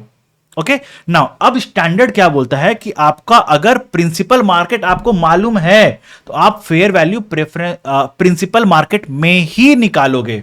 Okay, and you will ignore most advantageous market, अगर आपको प्रिंसिपल मार्केट मालूम है तो। नाउ अगर आपको प्रिंसिपल मार्केट नहीं मालूम है तो आप मोस्ट एडवांटेजियस मार्केट में जाओगे। मतलब हम लोग मोस्ट एडवांटेजियस मार्केट में तभी जाएंगे अगर हमें प्रिंसिपल मार्केट नहीं मालूम होगा तो। ओके, जैसे एग्जांपल, दो मार्केट है और दोनों मार्केट में इक्वल क्वांटिटी में ही सेल हो रहा है। जैसे एक शेयर है, वो सेल हो रहा है बीएससी में भी, एनएससी में भी, और वो दोनों जगह इक्वल क्वांटिटी में सेल हो रहा है, कोई भी प्रेफरेंस प्रिंसिपल मार्केट है ही नहीं, तो हम लोग जाएंगे मोस्ट एडवांटेजियस मार्केट में इस केस में। ओके, नाउ अब मोस्ट एडवांटेजियस मार्केट कैसे निकालते हैं? जहां पे हमें हाईएस्ट बेनिफिट होता है। बेनिफिट मतलब market price, highest market price minus transportation cost minus transaction cost. मतलब जब आपको मोस्ट एडवांटेजियस मार्केट निकालना है तो आप ट्रांजैक्शन कॉस्ट को कंसीडर करोगे, लेकिन once you identify the most advantageous market, अब जब फेयर वैल्यू निकालना है तो क्या फेयर वैल्यू में ट्रांजैक्शन कॉस्ट को कंसीडर करेंगे? क्या नहीं, उसमें सिर्फ ट्रांसपोर्ट कॉस्ट ही लेंगे। तो चलो इस पे क्वेश्चन मैं वो भी करा देता हूं आपको। बोला एक असेट है, वो दो डिफरेंट मार्केट में सेल हो रहा है। ओके, मार्केट ए और मार्केट बी। नाउ अब क्या बोल रहा है? You are required to calculate the fair value if market A is the principal market.